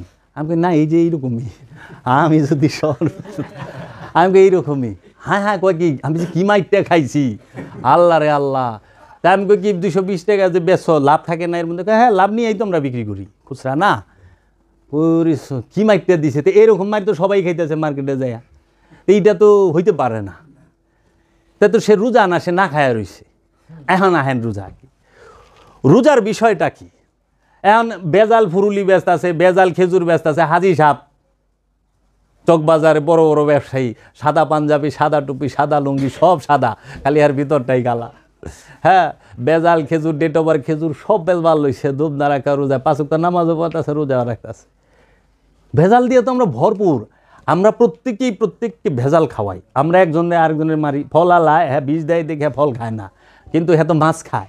মাছ আলায় হ্যার মাছে বীজ দেওয়া থুইছে, আয় তুই আমারে বীজ দেওয়া ফল খাওয়াস, আমি তোর বীজ দেওয়া মাছ খাওয়াম। মানে এরকমভাবে সব কিছুর মধ্যে ভেজাল, একে অপরে খাওয়াই বেরিয়ে লইছে। রেহাই নাই তো। দুধ আলায় দুধের মধ্যে বীজ দেয়, ফরমালিন দেয়। তাই তুই মাছ খাস না, ফল খাস না, তোর দুধ খাওয়াই, খাইতে তুইব। তো আমরা একে অপরের ভেজাল খাওয়াই। এখন রোজা যদি আপনি করতে যান, আপনার সর্বপ্রথম কি করতে হবে? আমি রোজার সিয়ামের হাকিকি দিকটা বলতেছি। যদি কেউ সিয়াম করতে যায়, সর্বপ্রথম তাকে করতে হবে সলাৎ। সর্বপ্রথম সলাৎ। সলাৎ মানে রসুলের সাথে সংযোগ যোগাযোগ প্রচেষ্টা, রবের সাথে সংযোগ যোগাযোগ প্রচেষ্টায় লেগে থাকতে হবে তাকে। ওইটার মধ্যে দায়েমেও থাকতে হবে, কায়েমও থাকতে হবে। তারপরেই আসবে প্রথমে জাকাত। জাকাত মানে কি? জাকাত কিসের দিবেন? জাকাত হয় নফসের। মালের জাকাত দিবেন, টাকার জাকাত দিবেন, টাকা পবিত্র হবে। সম্পদের জাকাত দিবেন, সম্পদ পবিত্র হইব। মালের জাকাত দিবেন, মাল পবিত্র হইব। কিন্তু মালের জাকাত দিলে নফস পবিত্র হয় না, নফসের জাকাত দিলে নফস পবিত্র হয়। এর লেগে হাকিকি জাকাত হইল নফসের, যেইটা আল্লাহর দরবারে গ্রহণ হবে। সেই হাকিকি নফসের জাকাতটা কি? নফসের সক্রিয়তাকে, আমিত্বকে, নিজের ইচ্ছাকে সম্পূর্ণ রবের ইচ্ছার কাছে উৎসর্গ করতে হবে। তখন হবে জাকাত। এই জাকাত দিছেন, জাকাত দিলেই আপনি সর্বপ্রথম সিয়ামের জন্য প্রস্তুতি গ্রহণ করলেন। এখন আপনি কি করবেন? জাকাত দিছেন, হাকিকতে সর্বপ্রথম হলো ইফতার, তারপর হলো সেহেরি। আর আনুষ্ঠানিকতা আগে সেহেরি, পরে ইফতার। আমরা সেহেরি খাই, বাবা সেহেরি খাওয়ার বিষয় না, হয় না যে সেহেরি পাক করুন, ও মা বোনেরা পাক করুন, এটা হলো আনুষ্ঠানিকতা। যে সেহেরি পাকান যায়, সেহেরি পাকানের বিষয় না, সেহেরি খাওয়ানোরও বিষয় না। আপনারা কোনোদিন প্রশ্ন করলেন না সেহেরি অর্থ কী? সেহেরি অর্থ কী? সেহেরি শব্দের অর্থ হচ্ছে কি? ইফতার এবং সেহেরি আগে দিতে হবে, আগে করতে হবে ইফতার। ইফতার আমরা পাকাই না, ইফতার বানাই না, কয় ইফতার বানাইছে, আজকে ইফতারটা না পুড়িয়া গেছে গা। আবার আমরা আজকে ইফতারে লবণ বেশি হয়েছে, আজকে ইফতারে ঝাল হয়েছে। কই না ইফতারটা আজকে এত ঝাল বানাইছ, ইফতারের মধ্যে দইনা পাতা দেশ নাই কারে? কইলা ইফতারের মধ্যে দইনা পাতা দেওয়া যায় না, ইফতার পুরো না, ইফতার ঝাল হয় না, ইফতার খাওয়ানো যায় না। ইফতার কি? ইফতার শব্দের অর্থই হচ্ছে খান্নাস মুক্ত হওয়া, কামনা মুক্ত হওয়া, বুঝছেন? পবিত্রতা অর্জন করা। এর জন্য আল্লাহ রব্বুল আলামিন বলছেন, যে যত তাড়াতাড়ি ইফতার করতে পারে, যে বান্দা যত তাড়াতাড়ি ইফতার করতে পারে, সেই বান্দা আমার কাছে তত প্রিয়। এটা কিন্তু মেজাজের সাথে যায় না। মানে আপনি ভোর 5টায় সেহরি খাইছেন, 10টার সময় ইফতার শুরু করে দিলেন, যে আল্লাহ কইছে যে যত তাড়াতাড়ি ইফতার করা পারে, হ্যাঁ প্রিয় হইব না বাবা। কিংবা আজানের আগে ইফতার, আল্লাহ কইছে যত তাড়াতাড়ি, না, এটা ওইটার সাথে আনুষ্ঠানিকতার সাথে যায় না। এটা যায় কার সাথে? হাকিকির সাথে। হাকিকি ইফতার কি? যে নিজের নফস থেকে খান্নাসকে মুসলমান করা অথবা তাড়িয়ে দেওয়া। যে নফস যত তাড়াতাড়ি খান্নাস মুক্ত হইব, নফস থেকে শয়তান রেখা দেয় পড়ব, সে নফস আল্লাহর কাছে তত প্রিয়, সে আল্লাহর মুমিন বান্দা হিসেবে আল্লাহর কাছে গণ্য হবে। এখন নফস থেকে খান্নাস তাড়াইছেন, ইফতার হইল। ইফতারের পরেই আসবে কি? সেহেরি। সেহেরি কাকে বলে? সেহেরি শব্দের অর্থ কি? সেহেরি শব্দের অর্থ হচ্ছে আত্মবলে বলিয়ান হওয়া, আত্মশক্তি, আত্মবল, নিজের শক্তি, প্রাণের যে শক্তি, আত্মবল। এখন খান্নাস মুক্ত, খান্নাসকে ঝেটিয়ে বিদায় করে দিছেন। এখন সেহেরি আত্মবল, যেন জীবনে কোনো দিন এই খান্নাস রূপী শয়তান আর ওয়াসওয়াসাও না দিতে পারে, কুমন্ত্রণাও না দিতে পারে, কোনো প্রকার পাপ যেন আমাকে স্পর্শ না করতে পারে, তার জন্য আত্মবলে বলিয়ান হয়ে আছে। আত্মবলে যখন বলিয়ান হয়েছেন, যখন খান্নাস মুক্ত হয়েছেন এবং আত্মবলে বলিয়ান হয়েছেন, তখনই হবে কদর, লাইলাতুল কদর। এই কদর কি? এই যে কদর মানে হচ্ছে আত্মদর্শন, নিজেকে চেনা, নিজের নফসের পরিচয় পাওয়া, নিজেকে জানা, রবের দিদার পাওয়া, রবের দিদার পাওয়া, রবের দিদার। নিজেকে যখন চিনলেন, নিজেকে যখন জানলেন, রবের দিদার যখন পাইলেন, রুহের পরিচয় যখন পাওয়া গেলেন, ওই যে রু নাজিল করে তানাজ্জালুল মালাইকাতি ওয়া রূহ, কদরের রাতে রু নাজিল হয়, রুহের পরিচয় পাওয়া গেছেন, তখন যায়া হইল ঈদ, ঈদুল ফিতর। ঈদ মানে কি? খুশি। খুশি কার জন্য? যে কদর প্রাপ্ত হয়েছে, যে যার উপরে রু নাজিল হয়েছে, যা আত্মপরিচয় পেয়েছে, তার জন্য ঈদ। এখন ঈদ হয়েছে, এই ঈদের পরে আপনি সারা জীবন সিয়াম, এই সিয়াম চিরকালের জন্য। সে আর কোনো দিন এই রোজা মানে কোনো প্রকার পাপের সাথে, অপকর্মের সাথে যুক্ত হবে না। সে সারা জীবন সমস্ত পাপ কর্ম থেকে বিরত থাকবে, সে সিয়ামের মধ্যে দায়েম থাকবে, চিরস্থায়ী সিয়াম। এর জন্য সিয়াম শব্দের অর্থ হলো আত্মসংযম। আত্মসংযম তখনই করতে পারবেন যখন আত্মবলে বলিয়ান হবেন, খান্নাসকে নফস থেকে সরাই দিতে পারবেন এবং আত্মপরিচয় পাইবেন, তখন যায় চিরকালের জন্য সিয়াম। সেই সিয়াম আর ভাঙে না। আর আমরা যে খাবার দিয়া যে রোজা রাখি, মেজাজি রোজা, আনুষ্ঠানিক রোজা, এটারও প্রয়োজন আছে, এটাও করবেন সবাই, কারণ এতেও গরিব দুঃখীর যে কষ্টটা বোঝা যায়। কিন্তু পাপ থেকে মুক্ত হইতে পারি না। গরিব দুঃখীর কষ্ট বুঝি যে সারাদিন না খায় থাকলে একটা বিশাল কষ্ট। পানি না খাইলে, গরিবরা তো 3 বেলা খাওয়ান পায় না, হয়তো 1 বেলা 2 বেলা খায়, মুসাফিরেরা, তাদের কষ্টটা বোঝা যায়। কিন্তু আসল সিয়াম কোনটা? চিরস্থায়ী, যে পাপ থেকে বিরত থাকে। এর জন্য সিয়াম ভাঙন যায় না। একবার সিয়াম আইসা গেলে আর সিয়াম ভাঙে না। আর সিয়াম কোনো বস্তু না যে ভাঙবেন, এটা হলো দর্শন, আত্মদর্শন, আত্মবোধি, আত্মপরিচয়, আত্ম উপলব্ধি। সিয়াম করলে কি হয়? রবের দিদার মেলে। লেগে আল্লাহ কইছে সিয়াম আমার জন্য, সিয়ামের পুরস্কার আমি আল্লাহ নিজে। আমি আল্লাহ নিজে কেমনে? ওই যে কদরের রাতে রূহ প্রকাশিত হবে, বিকশিত হবে, রূহ নাজেল করা হবে। কত সুন্দর দর্শন ইসলামের, দিন ইসলামের, মোহাম্মদ ইসলামের বিশ্বাস করে। আসলে আমরা এখান থেকে অনেক দূরে চলে গেছি। আমাদেরকে বুঝাইব এইরকম পাইতেছি না।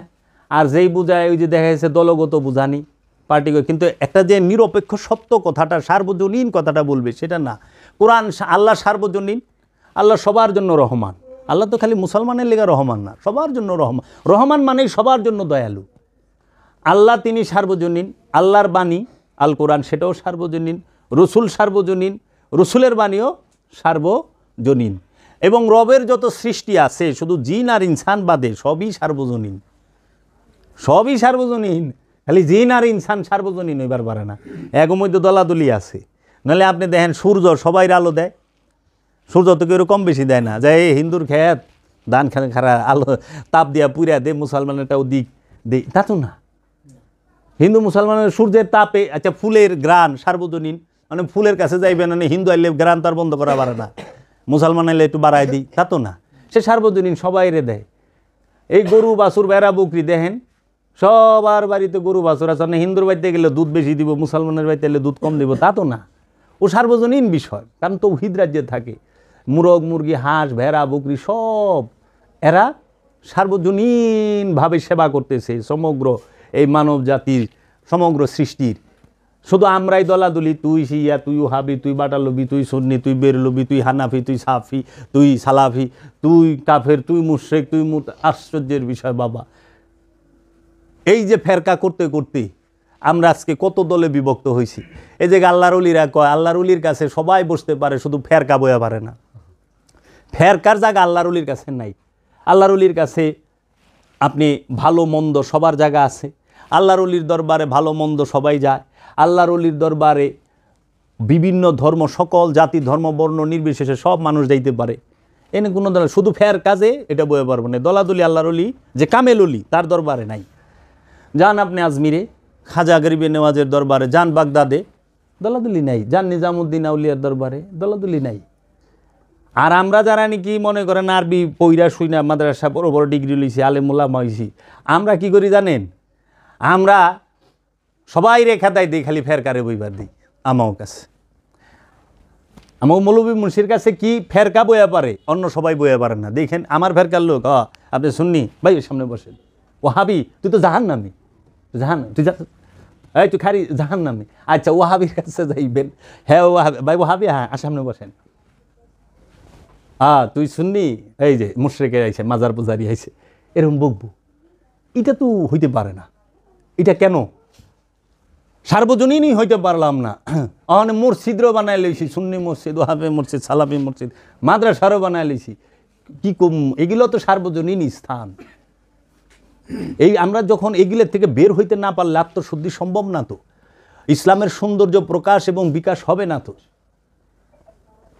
বস্তু জগৎকে, মানে বৈষয়িক বিষয় আর আধ্যাত্মিক বিষয় সম্পূর্ণ দুই, এই দুইটারে যখন আপনি এক করবেন, তখনই লাগবে গ্যাঞ্জাম। যেরকম যারা রাজনীতি করে, রাজনীতি আর পলিটিক্স দুইটা কিন্তু এক না। আমার এইটা রাজনীতিবিদরাই কইছে, আমি তো রাজনীতি করি না, আমি জানি না, আমি ভোটাভুটির মধ্যেও নাই, কোনো কিছুর মধ্যে নেই। কারণ আমার দয়াল বলছে ফকির রাজনীতি করে না, ফকিরের লেগে রাজনীতি হারাম। ফকির হলেও সরল দেশের মানুষ হয়, রাজনীতি করতে গেলে মিথ্যা কইতে হইব, একটু ইটি করতে হইব, এখানে তোমরা যায়ও না, আমার মুর্শিদ কেবলা বলছে। তখন একজন রাজনীতিবিদ, উনি আসলেই রাজনীতিবিদ, ভালো মানুষ, ওনার সাথে যখন বসলাম তখন বললো যে ভাই রাজনীতি আর পলিটিক্স করলে এক না। আমি তো শুনি না, একটু অবাক বিষয়টা বা একটু বুঝাই গন দেখি। ভাই দেখেন, যারা রাজনীতি করে তারা হলো মানুষের সেবা করে, আর রাজনীতির ভিতরে যখনই পলিটিক্স ঢুকাবে তখনই তারা মানুষের অমঙ্গল, মানুষের জিনিস, মানুষের সেবা থুইয়া ভোগে নেমে যাইবগা, এবং এই মারামারি হানাহানি দলা এগুলো শুরু করব। তখন উনি আমার যখন বিস্তারিত বুঝায় বললো, আমি বললাম যে ভাই আসলেই তো একটা সুন্দর বিষয় বলছেন। কয় এখন পলিটিক্স করে মানুষ, এখন রাজনীতি করে না। যার জন্য আগে মানুষ, রাজনীতিবিদ যারা বড় বড়ই ছিলেন তারা কিন্তু মানুষের সেবা করছে, এখন হলো ওইটা জিনিসটা নাই। তো যাই হোক, আমি রাজনীতি বিষয়ে কথা বলি না, আর একটু আলাদা ইয়ের ক্ষেত্রে করলাম আর কি। তো রু নফস খান্নাস এগুলা কোরআনের বিষয়। আপনি আলোচনা করবেন কোনটা, আপনি আলোচনা শুনবেন কোনটা, আপনি কি চান, দর্শন চান না ঘটনা চান? আমি চাই দর্শন। কোরআনে হইল দর্শন, কোরআন হচ্ছে আত্মদর্শন, কোরআন হচ্ছে আত্মপরিচয়।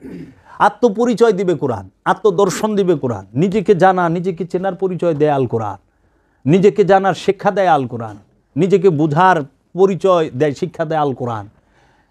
এখন কে এক কুবে কয় টুকরা করছে কারে, এই গোটেল ঘটনা, ইতিহাস। হ্যাঁ, কে কয়টা খেজুর খাইছে, কে, এগুলা ইতিহাস। এগুলা জানা না জানার মধ্যে অত মাহাত্ম্য নাই, কিন্তু যেটা অবশ্যই জানতে হবে, করতে হবে, সেটা হলো খান্নাস মুক্ত হইতে হবে। খান্নাস মুক্ত, এই জন্য শয়তান, এটা হইল কোরআনের একটা বিরাট বিষয়। শয়তানকে নিয়ে 65টা আয়াত আছে কোরআনে। শয়তানের 4টা রূপ আছে কোরআনে, ইবলিস, শয়তান, খান্নাস, মরদুদ। কোরআন পাঠের আগে, সূরা পাঠের আগে কই নাউযুবিল্লাহি মিনাশ শাইতানির রাজিম। শয়তান কোরআনের একটা আয়াতের মধ্যে আছে, ওই আয়াত ওই সূরা পড়তে গেলে লাগে না, শয়তানুর রাজিম কইতে হয় না, কারণ ওই সূরার মধ্যে শয়তানুর রাজিম আছে। 2 নাম্বার ইবলিস, সূরা বাকারায় উসজুদু লিআদামা ফাসাজাদু, সবাই সিজদা দিল ইল্লা ইবলিস, ইবলিস দিল না। 3 নাম্বার মারদুদ, আর তালিবুদ দুনিয়া মরদুদ, সূরা নেসায়, যারা খালি দুনিয়া চায়, দুনিয়া দুনিয়া মালপানি। এই দুনিয়ার পৃথিবী গেলে এক না বাবা, পৃথিবী এটা হলো তৌহিদে বাস করে, আর দুনিয়া হলো জাহান্নাম, জেলখানা। হ্যাঁ, দুনিয়া আবার জেলখানা কার লেগে? হ্যাঁ, আপনার আর আমার লেগে না, মুমিনের লেগে। দুনিয়া হলো মুমিনের লেগে জেলখানা, আর আমাগর লেগে সেই সুখের জায়গা। আমরা কল্পনা করে বাড়ি গড় করুপ, টাকা পয়সা জমামু, মার্সিডিজ বেঞ্চ কিনুম, হরন বাজাইতে বাজাইতে চালামু, দেখ কি গাড়ি লিয়ে চলি। এটা হলো দুনিয়ায় বাস করা, মনের সৃষ্ট কল্পনাকে বলা হয় দুনিয়া। আর সমগ্র সৃষ্টি রাজ্যের অধিকাংশ প্রাণীর থাকার স্থান যেটা, সেটা হলো পৃথিবী।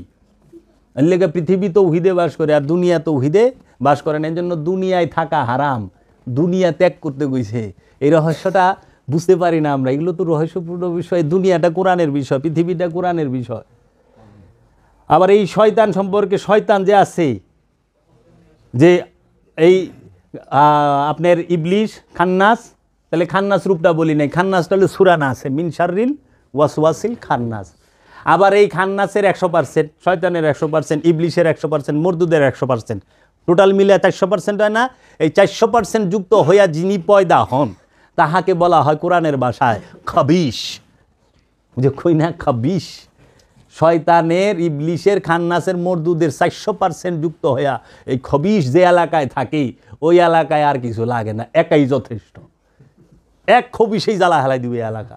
এর লেগে কয় আল খবিশ আল খবিশ, খবিশের লগে খবিশ মিলে, মমিনের লগে মমিন মিলে। বুঝছেন বাবা? এই শয়তান বিষয়টা। আবার এই এক শয়তান রূপ 4টা, আবার এই 4 রূপ দিয়ে 19 প্রকার ধোকা দেয়। এইটাও কোরআনের মধ্যে আছে, 19 প্রকার ধোকার কথা। হাতিয়ার তার 19 প্রকার। আর এই শয়তানের বিরুদ্ধে নফস যখন জেহাদে দাঁড়ায়, নফসের লাওয়ামা, গুরুকে সাথে নিয়া, রসুলকে সাথে নিয়া। এজন্য আমানুর অস্ত্র হইল তার আপন রসুল, তার আপন মুর্শিদ। আর শয়তানের অস্ত্র হইল 19 প্রকার ধোকা। সেই 19 প্রকার ধোকার মধ্যে আছে ঘৃণা, অহংকার, এরকম উদিলান্না মান্নিয়ান্না ইয়ানজাগুন্না নাজাগুন বাগদা আকাইদা ইয়াফতিনান্না ইলকি ফিতনাতুন ইয়াদ ও আসহাবিস সায়ের তামান্না আলকা আসিয়া নাজাগুন এই রকমভাবে 19 প্রকার ধোঁকা আছে। আমার আলোচনা আছে শয়তান সম্পর্কে। আপনারা যদি কোন সূরায় কোন আয়াতে এই 19 প্রকার ধোঁকা বলা আছে বলে দিছি, যে সত্য মানুষ জানুক, সত্য জানার প্রয়োজন আছে। এই শয়তানকে যদি আপনি শয়তানের পরিচয়, কারণ শয়তান হলো আমাদের প্রকাশ্য শত্রু। আদমের যিনি মুরিদ, আদমের যিনি অনুসারী, তাকে বলা হয় বনি আদম কোরআনের ভাষায়। আদমের সন্তানকে না, আদমের মুরিদ সন্তানকে। রসুলের বায়াত যে, রসুলের মুরিদ যে, তাকে বলা হয় বনি আদম। আল্লাহ কয়ে দিছে, ইয়া বনি আদম লা তা'বুদুশ শাইতান ইন্না শাইতানা লাকুম আদুউম মুবিন। হে বনি আদম, তোমরা শয়তানের দাসত্ব কইরো না, নিশ্চয়ই শয়তান হলো তোমাদের জন্য প্রকাশ্য শত্রু। তো শত্রুর পরিচয়টা জানতে হবে, নফসের পরিচয়টা জানতে হবে। নফস আর শত্রু, নফসের শত্রু যে, তার পরিচয় জানলেই তো আমরা সাবধান থাকতে পারব। সাবধান থাকতে হবে শয়তানের ধোঁকা থেকে। এখন আমরা শয়তানের পরিচয় জানি না, আমগো হয়ে যায় বাই সাপ কি, কাতার সোজা করুন, পায়ে পায়ে পা মিলিয়ে দাঁড়ান, কাঁধে কাঁধে কাঁধ মিলিয়ে দাঁড়ান, গ্যাপ রাখলে শয়তান আসে দাঁড়াবে। শয়তান বাবা কোনো দিন আপনার ফাঁকের মধ্যে দাঁড়ায় না, কারণ তৌহিদ রাজ্যে শয়তান থাকে না, শয়তানের দেহও থাকে না। শয়তান থাকার স্থান দুইটা জায়গা আল্লাহ দিয়া দিছে মনোনীত, মানে ওই জায়গাটাই ফিক্সড ওর, সেটা হইল মানুষ এবং জিনের অন্তরে। এই দুই জায়গা ছাড়া, অন্তর ছাড়া বাইরে শয়তান থাকার কোনো অধিকারই নাই। এখন আমারই চাচা একজন আছে পিসাব, হ্যাঁ কয়, তুই যখন সেজদায় যাস, স্টিলের আলমারির মতো দাঁতালা চাবি, তুই যখন সেজদায় যাস তোর পিছন দিয়ে চাবি খালি ঘুরাইতেই থাকে, আর কয় উঠ, আর কয় উঠ মুর্শিদ থেকে বাইরে। এখন এর শিষ্যের হাল রইব কি? পিসাবেরই হাল এইরকম। আবার এক পিসাবে লেগছে মহিষের শয়তানে ধরছে, জিনে ধরছে। আরে মহিষ থাকে তৌহিদে, আল্লাহর হুকুমে উঠে বহে, আল্লাহর হুকুমে খায় ঘুমায়, আল্লাহর হুকুমে জীবন দেয়। তো সে আবার শয়তানযুক্ত হয় জিন আর ইনসান। এর লেগে মানুষ স্বপ্ন দেখে বাড়ি গাড়ি টাকা পয়সা সম্পদ জমা করে। যার ভিতরে শয়তান আছে দেখবেন সে কি করব, জমা করার চিন্তা করবো। এই জন্য আমার দেল মুর্শিদ কইছে, বাবা রে, পশু পেট বইরা খাইবার জানে, গাঠি বইরা নিবার জানে না। পশুর খিদা লাগছে দেখবেন আপনারা, পশু গরু ছাগল ভেড়া বকরি হাঁস মুরগি কুকুর শিয়াল, এগো খিদা লাগছে পেট বইরা খাইবো, খাওয়া শেষ, পেট ভরা শেষ, আইটা যাইব গা টিং টিং করে। দেখেন ডিসকভারি চ্যানেলে একটা হরিণ শিকার করছে, ওর পেটটা পড়ছে, ফালাই তুই কে খাইলো না খাইলো নো টেনশন, যা পর ভোরায় ঘুমা দেখবেন দেখাই বেলে শোন থেকে। আর আমরা কি করি, খাইছি বয়া রয়েছে কি, আমার গেদানামায় বাড়তে মসজিদে শুক্রবারে সিনি দিত না, দুই হাত এমনি পালতে, মানে যে ভিড়ের মধ্যে দেখে তার দিশা পায় না যে বিষয়টা কি, মানে হাতেই তো পরবার লেছে, হাতে জিলাপি দেয় ভিড়টা কমায়। পরে একদিন দেখে যে কিরে আঙ্গুল দিয়ে হিমরে গেছে গা, বুইর আঙ্গুল। ঘটনা কি, ভালো করে চাইতে দুই হাতই পাচ্ছে। কেউ রমজুদ্দি ভাই তুমি এটা করছো, কয় দেখ আমাকে পোলার মায় ওর একটা দিবি না, আচ্ছা হেলে দিছে, কয় কি দে আমার পোলার লেগে একটা দে। মানে হ্যাঁ সব সময় সিন্নির মধ্যে হের লেগে 4টা-5টা বাজেট রাখন লাগে, এবারে সবার লেগে নেয়। আমরা খাইবারও জানি, গাঠি বইরা নিবারও জানি। তো বিষয়টা হইলে এইরকম, বুঝছেন বাবা। তো কাজেই এই মানুষগুলো এরা কখনোই, এই শয়তান যতদিন থাকবে, যদি পশুর মধ্যে শয়তান থাকতো, পশু বাড়ি করার গাড়ি করার চিন্তা থাকতো, তখন আমরা পারতাম না। হ্যাঁ ভালাই তুই, এর জন্য তারা তৌহিদে বাস করে, শয়তান তাদের মধ্যে নাই, তারা আল্লাহর সেজদায় রত, সব আল্লাহর সেজদায় রত। এই জন্য সেজদাটা বুঝবেন আগে। সেজদা কি? মাথা নত করা, এটা হলো মেজাজি সেজদা। এই যে আমরা দেখেন না অনেক জায়গায় একটু দ্বিধাদ্বন্দ্ব থাকে, অনেকে দেখেন না পীর মাসায়েখ সেজদা করে, মুরিদেরা, হ্যাঁ অলি আল্লাহ সেজদা করে, কিংবা ওই যে মাজারে যায় সেজদা করে, দেখেন না। আসলে এটা কোনো সেজদাই না, এটাকে মানতে হইব মেজাজি সেজদা। কারণ কি, সেজদা কি, সেজদা কাকে মাথা নত করা সেজদা? তো যে সেজদা করছে হ্যাঁ আবার সুদ খাই কেমনে কোন? তো আল্লাহর মধ্যে যে সেজদা দিয়া ভালাইছে হ্যাঁ তো আর কিছুই দেখবো না। সেজদাকারী সে তো 2 নাম্বারই করতে পারে না, সে তো পাপ করতে পারে না, সে তো আত্মসাৎ করতে পারে না, সে তো ওজনে কম দিতে পারে না। তো সেজদা কোনটা? এই মাথা নত করা, এটা হলো মেজাজি সেজদা, এটা যে কোনো সময় উঠাই লওয়া যায়। আর মাথা নতের সেজদাটা আল্লাহ চায়ও নাই আপনার কাছে। তাহলে সেজদা কোনটা? সেজদা হলো নিজের ইচ্ছাকে, খুব খেয়াল করে শুনেন, নিজের ইচ্ছাটারে আল্লাহর ইচ্ছার কাছে সম্পূর্ণরূপে বিসর্জন দেওয়ার নাম সেজদা। দেখেন সমগ্র সৃষ্টি রাজ্যে গাছপালা তরুলতা সবাই আল্লাহর সেজদায় রত। আল্লাহর সৃষ্টি যার যখন দরকার হইতেছে, বান তুফানে যেমনি ছাও অমনে লন্ডমন্ড হইতেছে, কোনো অভিযোগ নাই, কোনো অনুযোগ নাই, কোনো ফরিয়াদ নাই, কোনো অ্যাপ্লিকেশন আছে। আর হ্যাঁ আরে জ্বর হয়েছে, আল্লাহ তুই কি করলি, আবারে দিলি, একটু ধৈর্য নাই, ধৈর্য ধর না মরি যাবি, কীছে সারা জীবন খোটার মধ্যে খাড়ায় থাকবি না, ধৈর্য নাই, অস্থির। এই যে সেজদা করে না, আচ্ছা যে নাকি আয়া মাজারে সেজদা, হ্যাঁ তো মাজারে যাওয়া অনেক সময় ছাইরাও দেয়, হ্যাঁ কি সেজদা করছে? হিউ পীরের এসে সেজদা দিছে, কালকে হে পিসাবি তালাক দা দিছে, আরেক পিসাবের কাছে মুড়ি দিচ্ছে, তাই না? তে আজকে ইমামের পিছনে সেজদা করছে, কারণ ইমাম সাহেব তো সামনে, কালকে ইমাম সাহেবের এই মিয়া বাইরন, ভালো লাগে কইতাছি বাইরন, খেদায় দেয় হেরে। আশ্চর্যের বিষয়, আপনি না হের পিছিয়ে সেজদা করছেন, আপনি হেরে খেদান কেমনে? যার পিছিয়ে সেজদা করছেন হেরে খেদান যায়, তো কী সেজদা করলেন? আগে সেজদাটা বুঝেন, এটা মাথা মেজাজি সেজদা করছি। আল্লাহকে সেজদা করবেন কোনটা? আল্লাহর ইচ্ছার কাছে। আল্লাহর ইচ্ছা কি? আল্লাহ কি চাইছে আমার কাছে? আল্লাহ বলছে তোমরা হক নষ্ট করো না, কাহারও হক নষ্ট করবেন না, আল্লাহর সেজদায় রত। আল্লাহ বলছেন তোমরা মিথ্যা বলিও না, মিথ্যা বলবেন না, আল্লাহতে সেজদায় রত। আল্লাহ বলছেন তোমরা সুদ খায়ও না, আপনি সুদ খাবেন না, আল্লাহতে সেজদায় রত। আল্লাহ বলছে তোমরা জুলুম করো না, জুলুম করবেন না, আল্লাহতে সেজদায় রত।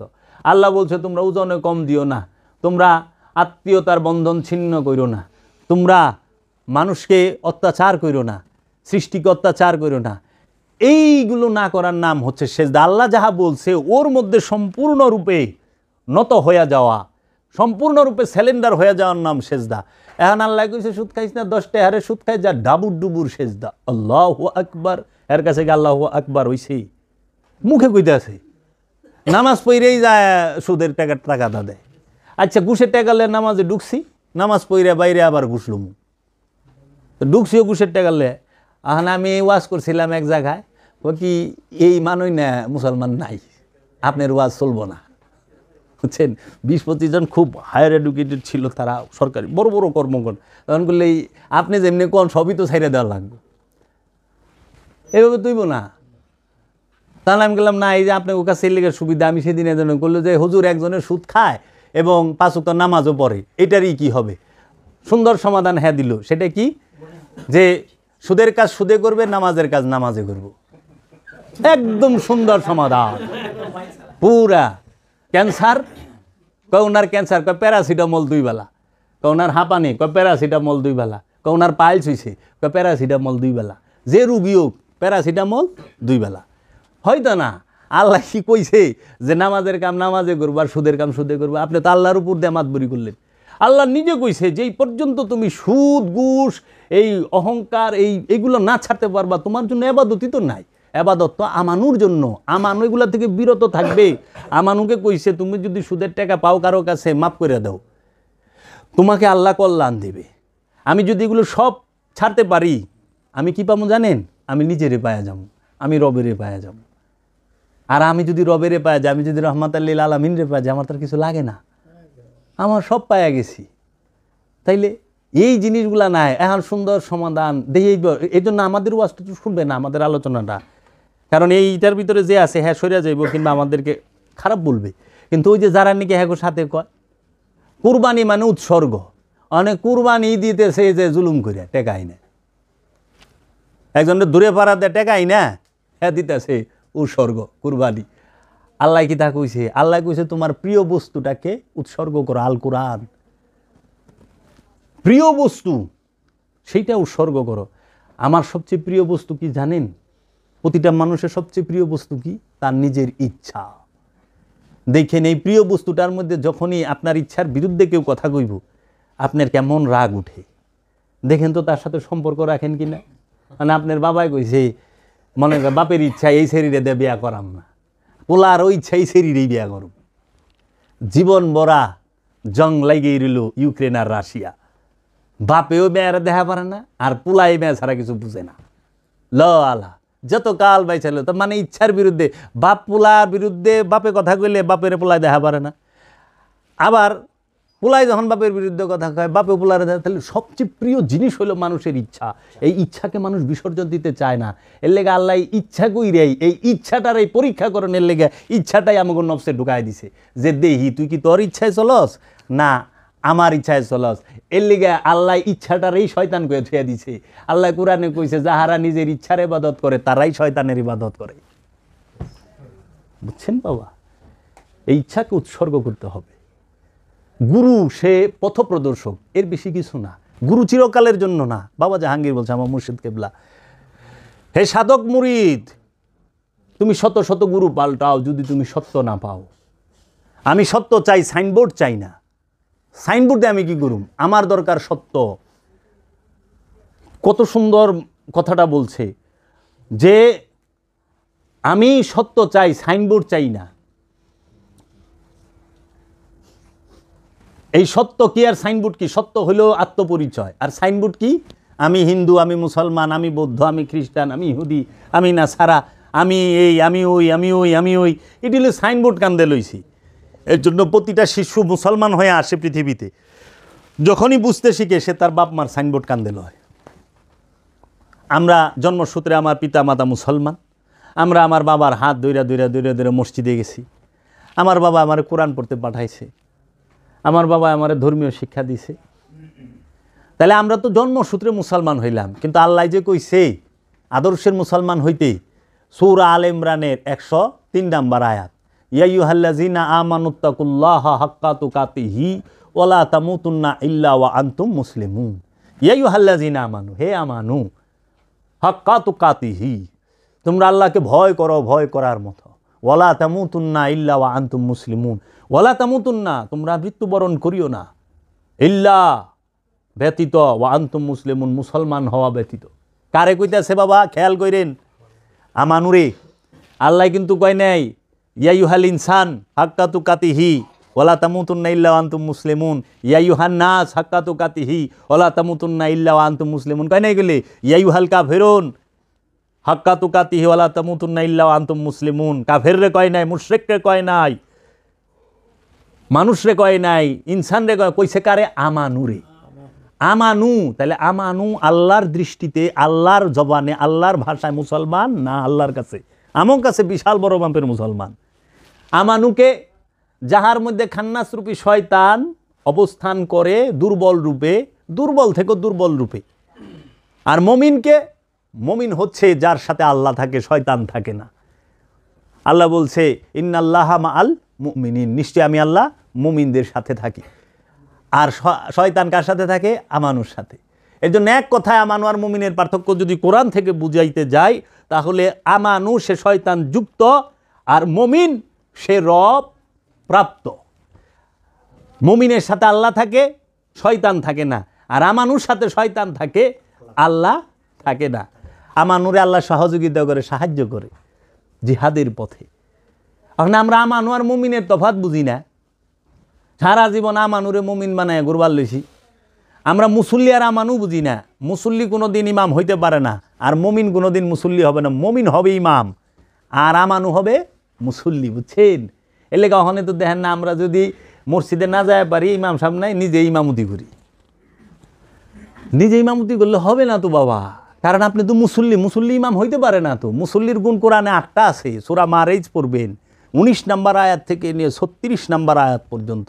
মুমিনের গুণ 6টা আছে কোরআনে উল্লেখ। মুমিনের 6 গুণ, মুসল্লির 8 গুণ। ও বাবা, কোরআন তো স্পষ্ট, কোরআনুল মুবিন স্পষ্ট।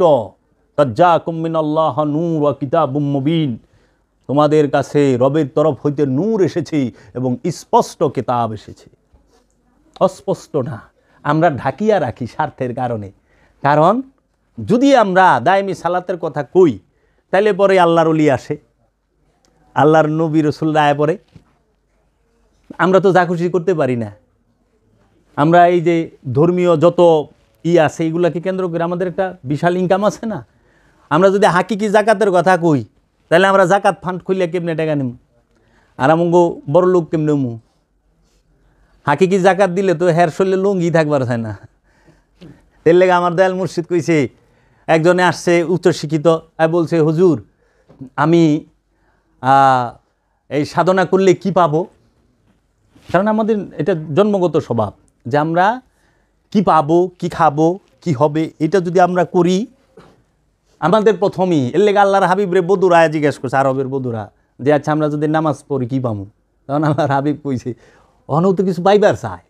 সলাৎ কইরা হারাইতে হয়।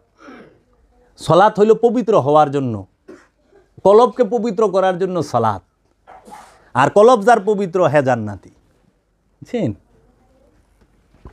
এই উচ্চশিক্ষিত ছেলে এসে বলতেছে, বাবা আমরা যে সাধনা করুম আমি কি পাবো? তখন বলতেছে, বাবা আপনি কি করেন?